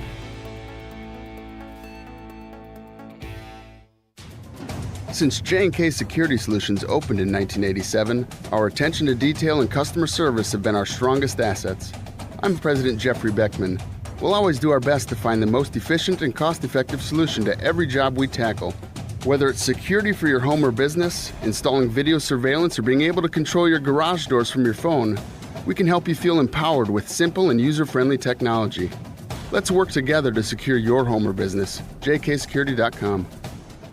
I'm John Hayes, owner of Goodman's Jewelers. We've been at the heart of many magical moments, from engagements to weddings to sweet 16s. It warms my heart to be a part of these moments for 40 years with people I consider family. With the highest standards and an eye for classic beauty, enjoy a warm boutique setting at Goodman's Jewelers, where integrity shines in every gem.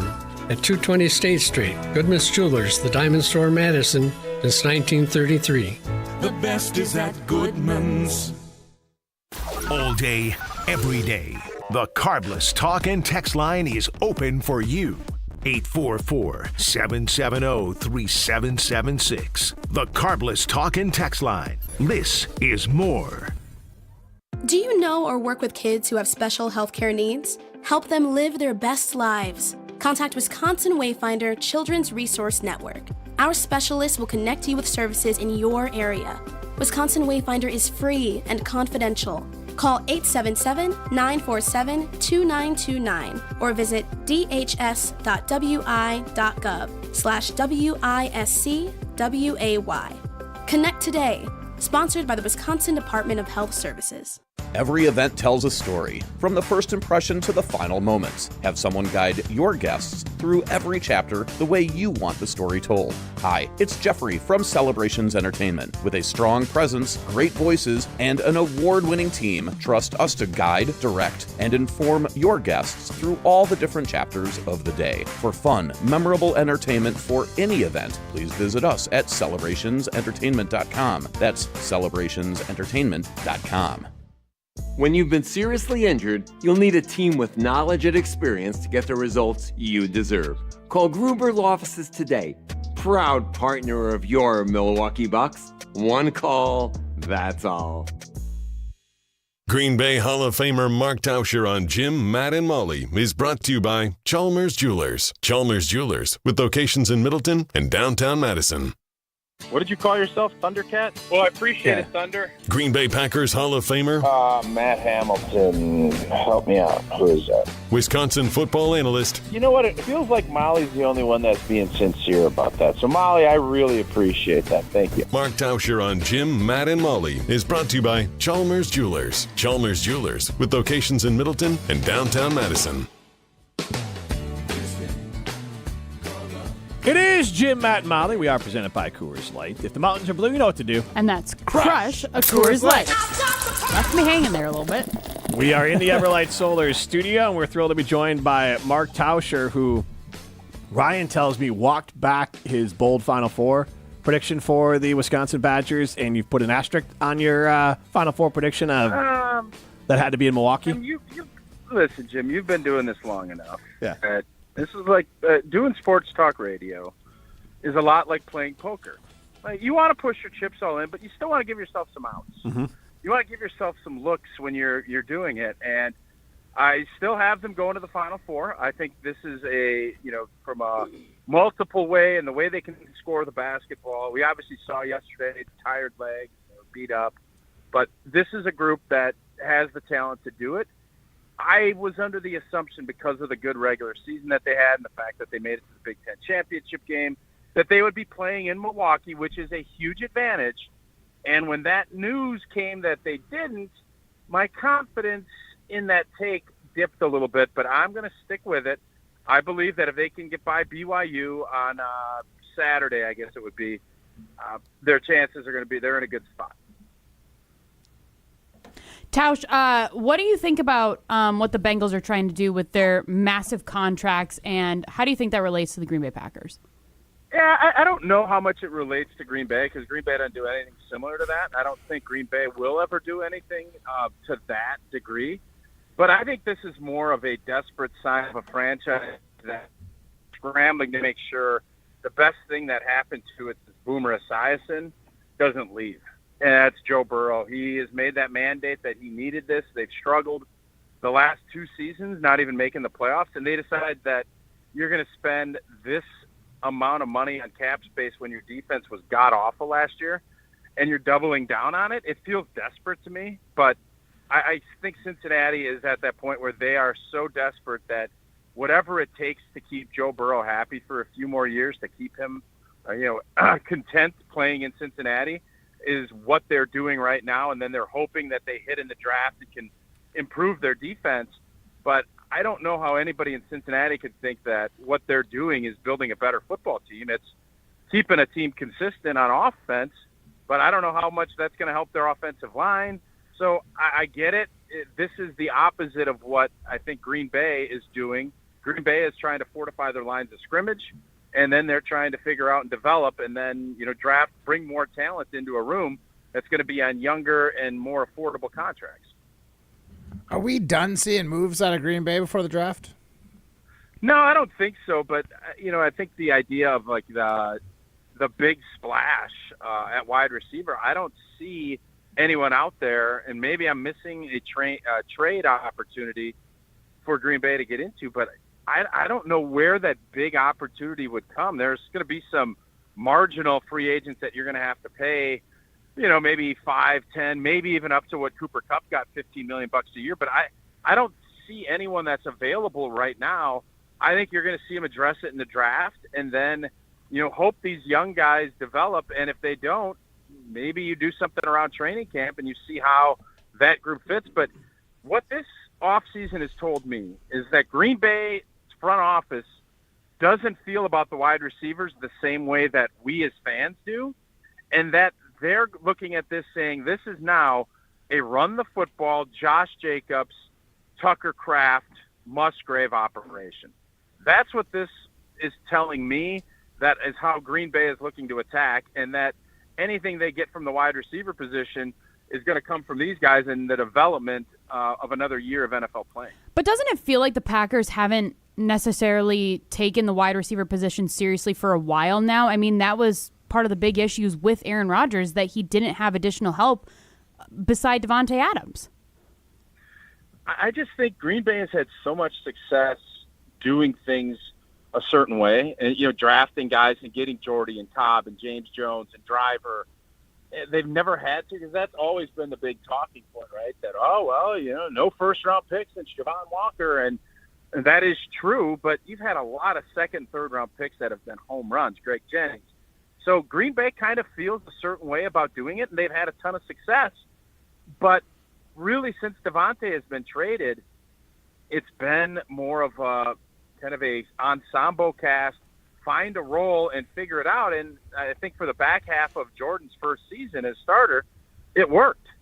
But then last year, I don't think anybody is going to sit here and tell you that this receiving core was good enough to win at a big level. And we saw that in the big games.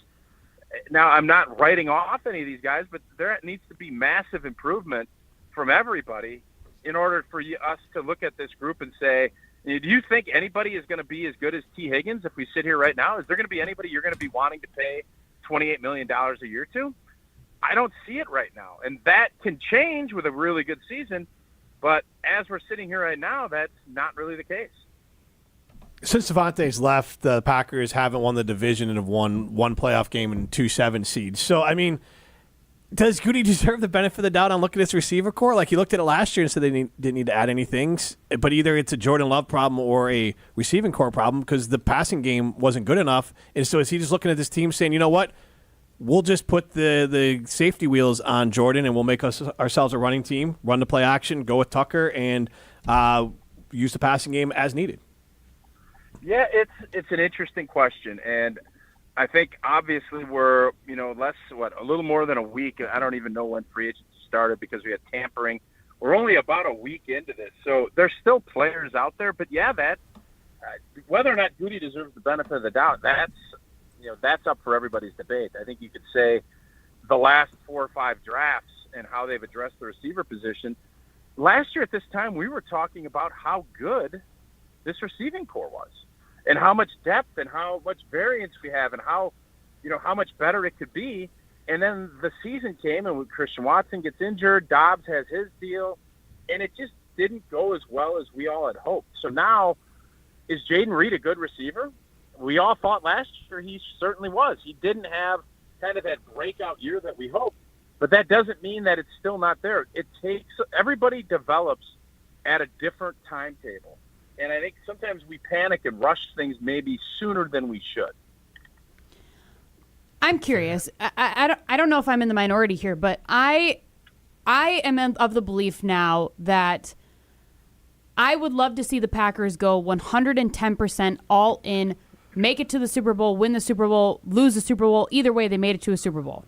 And that's not even guaranteed with this. But I'm of the camp that I would love for them to do that. And then if they don't make the playoffs for the next 4 or 5 years, I'm happy. Do you believe in that? Or do you want just this continued sustained success? And Jim said it best last week where he equated it to what we see in the Milwaukee Brewers. Well, the Brewers, the expectations for the Brewers and the Packers are nowhere close. And I think the Packers, the idea that you're going to be content if they go win a Super Bowl and then they stink the next 4 years. It's easy to say that now, but I would guarantee you by year 2.5, you'd be like, what the heck is going on? Just like we've seen that with other teams. We've seen that where people forget quickly. We all want a championship. I think the Packers are doing what they feel is best to give themselves a chance to win a championship every season. Now, are they doing the big splash things that Philadelphia did? And when that works, it kind of puts more pressure on you to think a little bit bigger. But Brian Gutekunst has said there's a sense of urgency that is needed to take it to that next level. But Molly, I don't think we've had this discussion on our show for years, whether it's the Giants winning 2 championships and then being really mundane and really bad the last 2 or 3 years. Would you rather have that, or would you rather have all of the excitement even though you fell short the last 15 years? I think most people say they want the 2 championships until you're sitting here like the New York Giants are this year. You have no hope for the last 2 years of anything. That is a lot harder to take than maybe people want to kind of romanticize about that championship they had 15 years ago. So, sorry, Mal, you can hop No, back. you're good.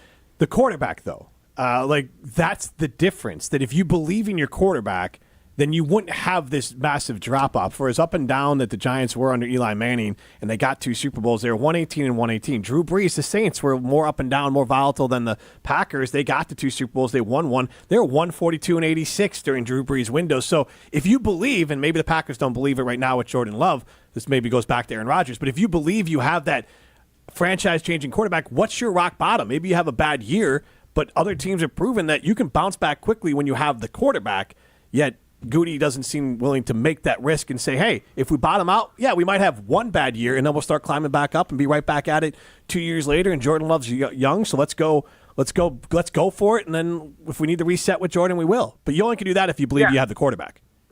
I don't think anybody's thinking about rock bottom. I think Molly brought it up just as a, kind of thinking about going all in. And what is all in? Is that you feel that much better if DK Metcalf is on this team? Is that what this is about, or not getting Devontae? Because I wanted Devontae Adams. I did not want DK Metcalf. Mm-hmm. I think when you were paying a quarterback $55 million, Jim, you're the king of the rookie quarterback scale. I don't want to even get into Washington's going to have a heck of a year. Yeah, they are. Washington is building. Obviously, Minnesota's doing something similar. They're going big on free agency. But you have to remember, Green Bay spent big last year on free agency and absolutely crushed it. You can't do it every year. You have to take into account Zach Tom has to be paid. There's going to be a bunch of young players, and you have to allocate for that. But this whole concept of Green Bay is not looking at this. They didn't even look at bottoming out when they traded Aaron Rodgers. I think there was thoughts that it might, but there was nobody thinking we're bottoming out, and they were right. I think a lot of fans and media folks thought there was going to be a bottoming out, and it started looking like it was going to be a big bottom out, and then they bounced back. So, yeah, when you have the quarterback, there is never a doubt that you're going to be a playoff team. That is the kind of that foundation, or that is the baseline for what people are looking at. Then it's how much do you go for it? What are you willing to risk in the short term to kind of bite off the back end? And that is always that gray area that I think Goody pushed at the end of Aaron Rodgers, took all the cap money on, and still found a way to be a playoff team the last 2 seasons. So I don't think there's a bottoming out. When you have a quarterback you pay and you believe in, there should never be a bottoming out. I guess my mind immediately goes to the Philadelphia Eagles. They won the Super Bowl in 2018. It feels like they've been somewhat relevant since then, and they won that Super Bowl with Nick Foles. They won it with Nick Foles, and then they obviously won it this year, and it feels like they're still going to be a front runner in the NFC for the foreseeable future. So I would be very happy if I could have a franchise couple years like the Philadelphia Eagles have. Yeah, and listen, last year they had a good season till they didn't. They fired coordinators. There's always things that need to be tweaked, but they have drafted and picked up people. Everybody is raving because they picked up Saquon. Well, Green Bay picked up Josh Jacobs. Saquon had a bigger year, no question, but I think what you've noticed is Philadelphia wins the line of scrimmage.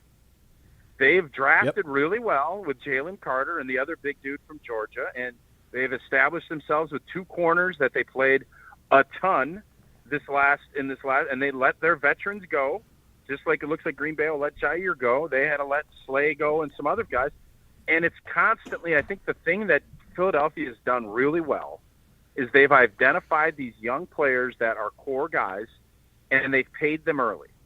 And I think that's one of the things that I think Russ Ball and the Packers are looking at. They've done that, but they haven't done it in a while, and that tells you maybe that 2020 and that 2021 draft class, there have not been, outside of Jordan Love, you have not seen the impact players. And for me, being a Goody stan, I have to look at it. Philadelphia's drafted better. They've signed their guys, and they're in that kind of core of their time, and then they've picked up impactful rookies. We think we got one with Edgerrin Cooper and with Evan Williams, but we need to see more of it. Philadelphia's gotten that, and for all the other things, Green Bay's been better in free agency, at least last year, than Philadelphia was. It's the 2 and 3 years before that sets the table to give you the depth that they have now. Mark, great stuff. We appreciate it as always. You bet. See you guys. All right, that's Mark Tauscher, brought to you by Chalmers Jewelers in Madison and in Middleton. Madison's family-owned and Madison's custom jeweler. This is Jim, Matt, and Molly, presented by Coors Light. You're listening to Jim, Matt, and Molly, presented by Coors Light on 100.5 ESPN, ESPN Madison on YouTube, and Wisconsin On Demand. Coors Light presents To Chill or Not to Chill. When your friend skips your favorite song on the playlist. End the friendship. Or choose chill because that song lives rent-free in your head anyway. And you planned ahead by bringing Coors Light to the party. And the sound of that ice-cold can cracking open was music to your ears already. Coors Light. Choose chill. Celebrate responsibly. 2024 Coors Brewing Company, Golden, Colorado. Julie Granger is the president of Junior Achievement of Wisconsin. Julie, your organization has business technology from James Imaging Systems. Yet today, please tell us about Junior Achievement's unique mission. Junior Achievement of Wisconsin has a mission of inspiring and preparing young people for success in a global economy. We serve students anywhere from kindergarten through 12th grade, and we just started serving young adults 18 to 25. I understand financial literacy is also an important part of your mission. Financial literacy is critical to the long-term success of every individual so that they can plan their futures and they can live their dreams. To help turn those dreams into reality, how can everyone get involved?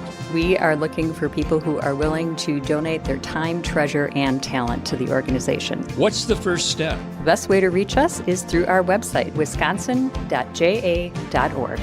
James Imaging Systems, your local business technology partner.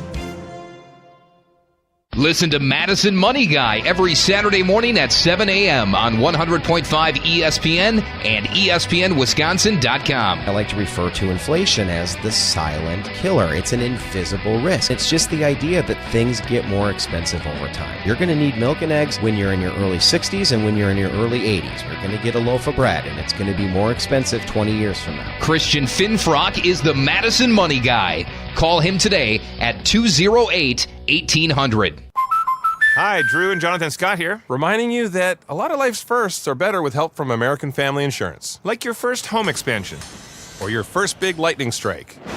There's a first for everything. Get the right home policy at the right price with the right help from American Family's agents. Life's better when you're under American Family's roof. Insure carefully, dream fearlessly. Get a quote and find an agent at amfam.com. Products not available in every state. American Family Mutual Insurance Company SI and its operating company 6000 American Parkway, Madison, Wisconsin. The madness has arrived at Metro Ford of Madison this month. Get behind the wheel of a 2024 Ford F-150 with 3.9% APR for 66 months plus $2,000 flex buy cash, $16.86 cost per thousand borrowed. Or drive away in the 2024 Ford Escape with 1.9% APR for 66 months plus $500 flex buy cash, $15.97 cost per thousand. Don't miss out. These offers end March 31st. Head to Metro Ford of Madison or visit metrofordofmadison.com today. There's no safer place to feel dumb than Mystery Relevant with Alex Strofe. We are adults on this program. Yeah. I don't know what it's going to take for people to realize that. Don't listen to the end of Monday's program. Don't do that. Don't listen to the end of most of our programs. If you don't listen to the show, you can go ahead and say we are the most mature show on ESPN Wisconsin. Mystery Relevant, live every Monday, Wednesday, and Friday at 12:30 on the ESPN Madison YouTube channel. Welcome back to Jim, Matt, and Molly, presented by Coors Light on 100.5 ESPN. Also brought to you by J&K Security Solutions.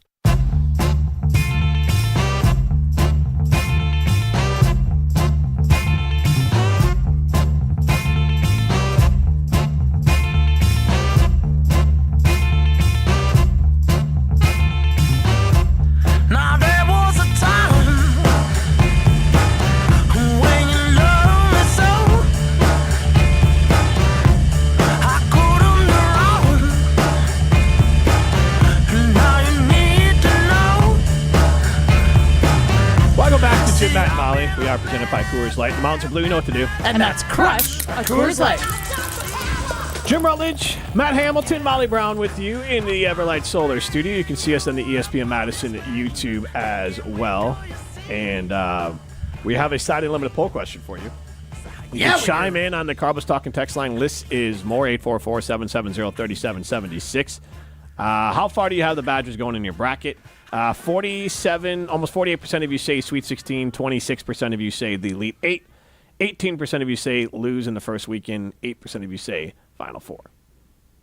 So basically 92% of people think the Badgers will not make the Final Four.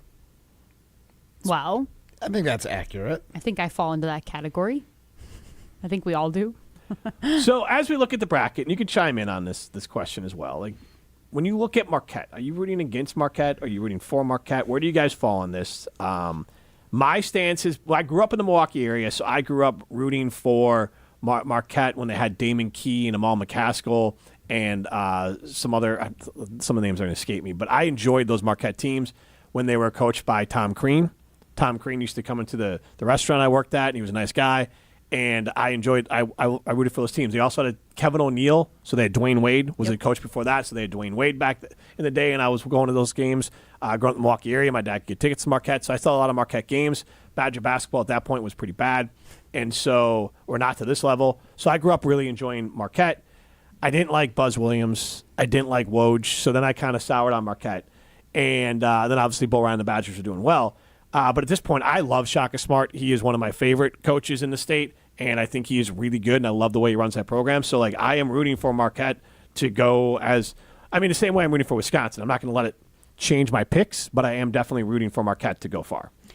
To me, my stance on it is they're from Wisconsin. I'm going to cheer for them. Yep. I guess I also land in the category of I'm not a huge college basketball fan. I love this time of year. I think it's exciting. I think it's fun, but I wouldn't be heartbroken if Wisconsin lost to Marquette. I'd be like, okay, at least it's a Wisconsin team. You know what I mean? I wouldn't care at all. Yeah. Yeah, like as long as one of them got a chance to move on, that'd be fine. Mm-hmm. Yeah, so I think it's fun. I like And Marquette. Marquette's got elite jerseys. I'm a college basketball Great fan uniforms. for literally this week. And honestly, after the round of 32, you're out? I'm not What are you with American Idol? You just like to I'm not watch the bad singers? entirely checked out, but my bracket's already busted at that point. I thought you said you were a sports fan. This is the whole reason why you like college basketball. It's a bunch of tryhards trying hard for their last chance to play basketball. It's relevant. It's more of like the absolute chaos of watching basketball on Friday or Thursday, Friday, Saturday, Sunday. In week one is amazing. It's that good. It's not that I check out. It's just you have an abundance of games. I haven't heard and this then they really just they slow down a little bit. I like the volume. I get the volume part of it. And when you have like severe ADD like me, going into a place that has literally like 8 different games going on at once, it is whelming. It's not overwhelming. It's whelming. It's perfect for a guy like me.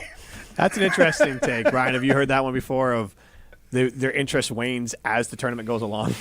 That is actually a very common take, I feel like. Really? I think people feel like the first weekend, the first 2 days are the best days of the tournament. The days where there's so much going on, it's chaos all day. See, those days are great because I love, and I know not every workplace is like this, but at least here at ESPN Madison, like we have all the TVs on, and then we all kind of like congregate into 1 or 2 rooms, and then we watch the games together. I think that's so fun that you can just sit here and watch basketball during your workday. I am curious how many people get to do that because I feel like that's over 50%. You think so? I honestly, yes. I feel like most workplaces, maybe not everyone is because or not an everyone's extended into college lunch, and you can go out and do the thing. Mm-hmm. Like I feel like that's something that just about every workplace does, right? What about your schools? Like when I was in school, we got to watch it. Then they some wheeled in classes would be sticklers about it.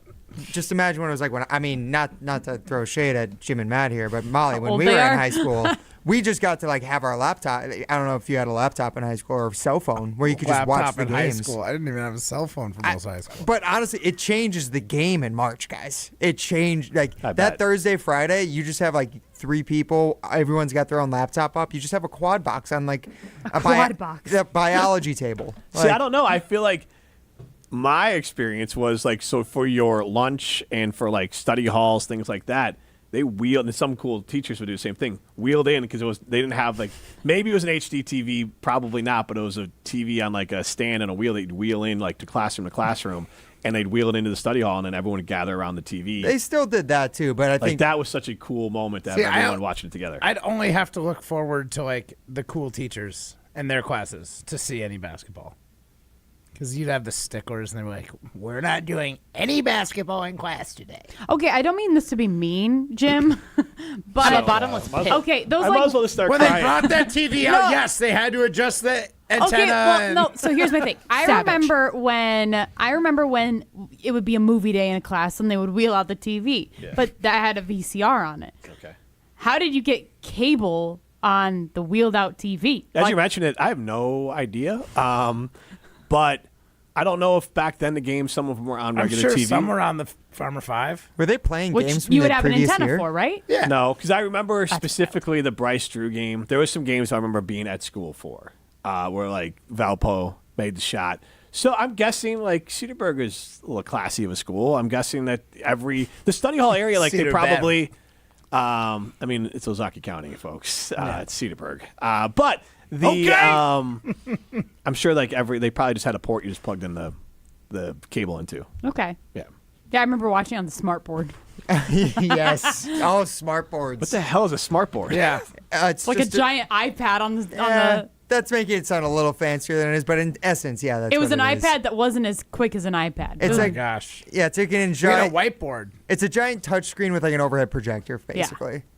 It's pretty cool. It's pretty neat back in the day. That is neat. I think those are old now. They are, definitely. But they were old by the time I was coming out of high school. That's honestly. wild. Like, that's when everyone just got their own iPads. And then we just pull up your iPads. So crazy. I don't know what you were saying. Pull up your pants. Pull up your iPads. Pull up your iPad. Well, I mean, there's some of that, too. Kids but, with your iPads nowadays. but honestly, don't you feel like all like your best memories of March Madness are from like the first 2 days? Yes, that's why. Like it's got the majority of my interest. I'm not a fan of when. This is also going to sound funny. I'm not a fan of when good basketball games move into prime time. I want to watch at noon on a Tuesday at work or a Thursday at work. What work? Yeah, I was gonna say. Well, I'm going to show up early. He's and a I'm going house to watch basketball this week. You are a house husband though, so I guess like work, you're cleaning the house and like all that, right? Mm-hmm. Yeah. I thought my list of things to do. I thought after we filled in on Jim, Matt, and Molly on Friday, we were just going to go somewhere else. What? I'm not filling on Wildy and Tausch. Oh. We're going to go somewhere else. Jim, Matt, and Molly filling in on Wildy and Tausch 9 to noon on Friday. Hey, we should. I thought we were just leaving. Hang around this place. Let's go somewhere fun. We should. Oh yeah. Oh, We well. can. We certainly can. But that's I North guess and what I'm South saying is or Buck and the Honeys or- idea that these games are on like midday and they used to be a break from work, a break from school. That's what is the fun part about it. When you're getting like, oh, national championships Monday at 8, it's like, don't care. It's Monday night. I got things going on. So it just goes all the way back that Matt doesn't actually like. You say you like college basketball more than you don't like college basketball. I like because this is the only time it becomes this week of palatable. March Madness is amazing. Now, again, I'm not a big college basketball fan. I've talked about how I think the game's just gotten worse over the years. The quality of play is just not what it used to be. But this drama, I will buy. The drama for this, I buy into. But then when you start getting to the Sweet 16, it's the way people talk about, like, oh, the NBA and the playoffs. I will not hear an argument. I will not take you seriously as someone who likes basketball if you don't say, well, once the playoffs roll around, I'm locked in. Judgmental Jim. Because it's just like with hockey and baseball. You got to grind out a really long season. And NBA players are traveling all over the place. The whole thing, and so the college kids care more. No, they don't. You know what the NBA players do? 365, 24/7, get their bodies in shape and their game in shape for basketball. Go watch them warm up. They don't miss. So they care. You just don't have the ability to recognize what it looks like because they don't go out and play like that if they're not busting their ass every day and not busting their ass in Psych 202. Not that the college kids don't care, but just because they're trying hard, or it looks like they're trying hard, it just means they're not athletic enough to make it look smooth. Yeah, but I still like college basketball this time of year. It's more relatable. Yeah, I don't like watching sports and relating to it. I want to be blown away. This goes back, Matt, why the only Olympics I watch is you for curling because I like you and I like the curling team. I don't want to watch sports where I'm like, I think I could do that. No, you couldn't do that for curling? You watch the NBA, Most nobody's people do like, that for curling. Most people watch curling because they're like, look at that. That's my kind of guy. But I know. But got long hair, beer belly. Which is Heck yeah. You're right, but I think that it's obviously unfair. I don't enjoy sports like that. You watch college basketball, you're like, you know it's different in your mind than like watching some talented players play like pickup ball, but you're like, it's just that's much better than the high school game that we're watching.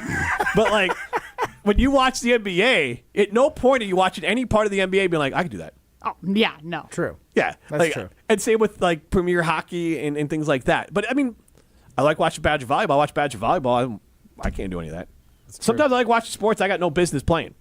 And curling, now that I've had a chance to be around it and obviously see Matt play it like up front, you realize I got no business playing it. This is Jim, Matt, and Molly. Go be a winner. Go to Ho Chunk Gaming Madison. That's where winners go. Millions of dollars are won every single weekend at Ho Chunk Gaming Madison.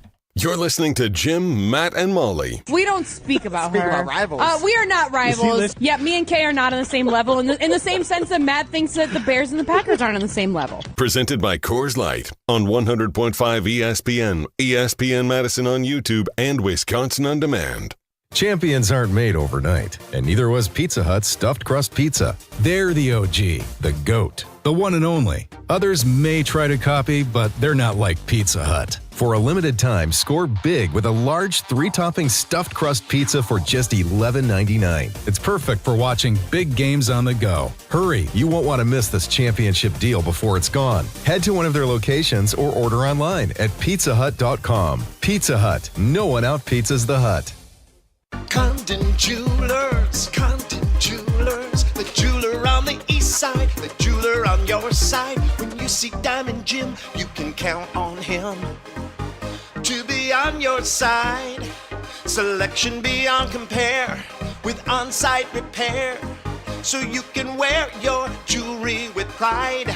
Condon Jewelers, the jeweler on the east side, the jeweler on your side. Listen to Wilde and Tausch, presented by Pella Windows and Doors of Wisconsin on 100.5 ESPN. When you do the right thing more often in the draft, you end up with more good football players. And next thing you know, you have another guy that you feel awesome about, even though you didn't feel pressured to do it. Wilde and Tausch, weekdays 9 to noon on 100.5 ESPN. Also brought to you by Hallman Lindsay Paints, Coors Light, Made to Chill, and American Family Insurance. Hey, it's Hunter Vaughn. ESPN Madison and Zimbrick Honda are celebrating the area's best high school sports stories with the Game Changers of the Month. Follow ESPN Madison on social media to see teams making an impact in their community. Nominate your local team today at ESPNMadisonGameChangers.com. From the biggest plays on the court to the comments made in the locker room after, an in-depth recap of every Bucks game in 6 minutes. No more, no less. Bucks in 6 provides game recaps for every game. Hear the high-flying dunks from Giannis. Puts it on the floor, spins down the lane, and plunges it through. Or the deep threes from Dame. Dame time has arrived with 107. Bucks in 6 on the Bucks Plus Audio Network. Find it now on bucks.com/plus or on Spotify, Apple, and wherever you get your podcasts. We ask and you answer. Tune in to Jim, Matt, and Molly every weekday 4 to 6 and follow at Jim, Matt, Molly on X to vote in daily poll questions. Presented by Siding Unlimited, your local window installation pros. With the next pick in the big draft, Big Brothers and Big Sisters of Dane County selects you. As we count down to the draft in Green Bay, Big Brothers and Big Sisters is also counting on you to help meet the growing demand of mentorship in our community. Become a role model, a motivator, a supporter, a positive influence. Empower the young people in our community to create a brighter future for all. Big Brothers, Big Sisters of Dane County presents The Big Draft in partnership with the NFL Inspire Change. Learn how to get involved at bbbsmadison.org.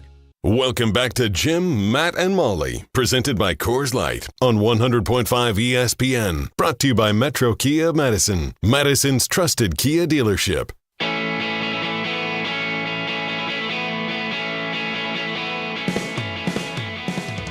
Gruber Law Office's Thanalysis Live is back. March 29th at Potawatomi Casino Hotel. Join Thanasis Antetokounmpo for a live show that is going to entertain fans like none other. I'll be there. Visit ESPN Madison on Twitter for event and ticket info. Excitement and entertainment you can't get anywhere else.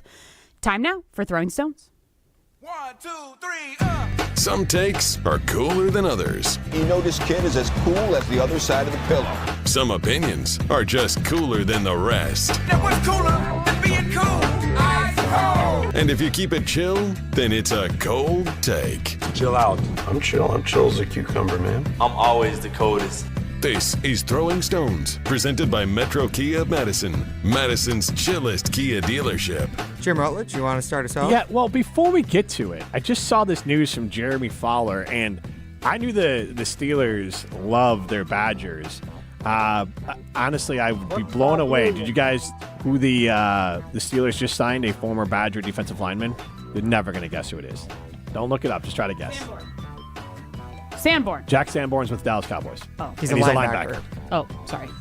I'm assuming they didn't. I'm going to say if I say this person's name, you might not know they're a Badger. And what team signed him? The Steelers. Defensive lineman. I'll throw it out after Matt. To go with Keanu Benton, I have no idea who's there. That's the only one I know on this. Matt Hendrickson? Isaiah Loudermilk. Oh, he was already with them. Well, it says signed him, so They re-signed, yeah. Okay. He must They have didn't just use hit the free word agency. re-signed, but yes. It says free agent defensive lineman. Oh, it was returning. But anyways, still. What's his name? I definitely knew They that he weren't going to get it regardless. Isaiah Loudermilk. No, they definitely weren't. No, but I've definitely watched the Steelers games, and I know that he was from Wisconsin. Yeah, he was a rotational D lineman for them. He played, he wasn't a starter, but he was like a TJ. He played. Yeah, he Seeing definitely him play played. at Wisconsin and see him have a career in the NFL is a little bit surprising to me. Not like he's not a good player. It's just you win a bet on it. He fits the size and body mold. And, hey, Badger. Lucky by a billion. Which means the Steelers love you. I wonder who will be his quarterback. Speaking of Badgers, we just had one on the show, Mark Tauscher, and he had to take that Jim and Molly had a bit of a reaction to during the break after he left. Let's listen back to what he was saying about comparing the Packers and the Eagles in free agency over the past couple years. And it's constantly, I think the thing that Philadelphia has done really well is they've identified these young players that are core guys, and they've paid them early. And I think that's one of the things that I think Russ Ball and the Packers are looking at. They've done that, but they haven't done it in a while. And that tells you maybe that 2020 and that 2021 draft class, there have not been, outside of Jordan Love, you have not seen the impact players. And for me being a Goody stan, I have to look at it. Philadelphia's drafted better. They've signed their guys, and they're in that kind of core of their time. And then they picked up impactful rookies. We think we got one with Edgerrin Cooper and with Evan Williams, but we need to see more of it. Philadelphia's gotten that, and for all the other things, Green Bay's been better in free agency, at least last year, than Philadelphia was. It's the 2 and 3 years before that sets the table to give you the depth that they have now. Guys, what do you think about Tausch's? I love that Jim and I were the ones that picked up on it, and you guys didn't even flinch at it. Yeah. He said that the Packers were better in free agency last year. The Yeah, Eagles got you're right. Saquon Barkley. I think he was also saying the Packers were better at identifying the young players and then setting up the core better than the Eagles had. Whose side are you on, Ryan? Well, I'm just kidding. Cooper DeJean, was it David? Who's their defensive lineman? Which one? Carter. Jalen Carter. Jordan Davis as well. Jordan Davis, Jalen Carter, and then you have Mitchell and Cooper DeJean. Well, Cooper DeJean, they got in the draft. So That's he what he's doesn't- saying. Draft picks, though. I'm saying, it's to wrong on your the draft point. pick side of Okay. things too. I think he was saying in the 2 to 3 years prior to what the Eagles had done this past year, but I think what the Eagles did this past year, the big difference is that what they did is probably more impactful than what the Packers have done in the previous 3. Have the Packers drafted anyone in the last 5 since Jay Alexander that is as good as Jalen Carter? No. At their year job. 1 or year 2? At their job, just in general. Elton Jenkins, I think, is up there. Close, okay. He'd be the only one who I could think of. But I would say we agree that defensive lineman, that's a more premier position than Elton Jenkins, guard center. In today's NFL, guard center becoming a lot more valuable. It's still going to be Jalen Carter. But anyways, look. He was you also said- referring to draft, but you look at, or not draft, he was referring to free agent pickups and signings. They went and got A.J. Brown a couple years ago and got into this situation. They have set themselves up better than the Packers have for sure. Also, Zach Bond, Saquon Barkley, C.J. Gardner-Johnson. Those are just 3 of them. Blows it out of the water. Signed Bryce Huff and others. So, not even close. C.J. Gardner-Johnson had 6 interceptions. Zach Bond, a steal of free agent, and Saquon Barkley. Josh Jacobs and Saquon Barkley should not be mentioned in the same damn sentence. I know that Josh Jacobs is a nice I player. don't want to hate on you, but you're right. They're both running backs. Yeah, if that's the only descriptor, then I agree. Josh Jacobs is a very good running back. Saquon Barkley is elite. Freak. The jump around bracket reaction special coming up next. Let's Me go! and Pablo Iglesias. Hi, it's Jeffrey from Celebrations Entertainment, and here's another great fundraiser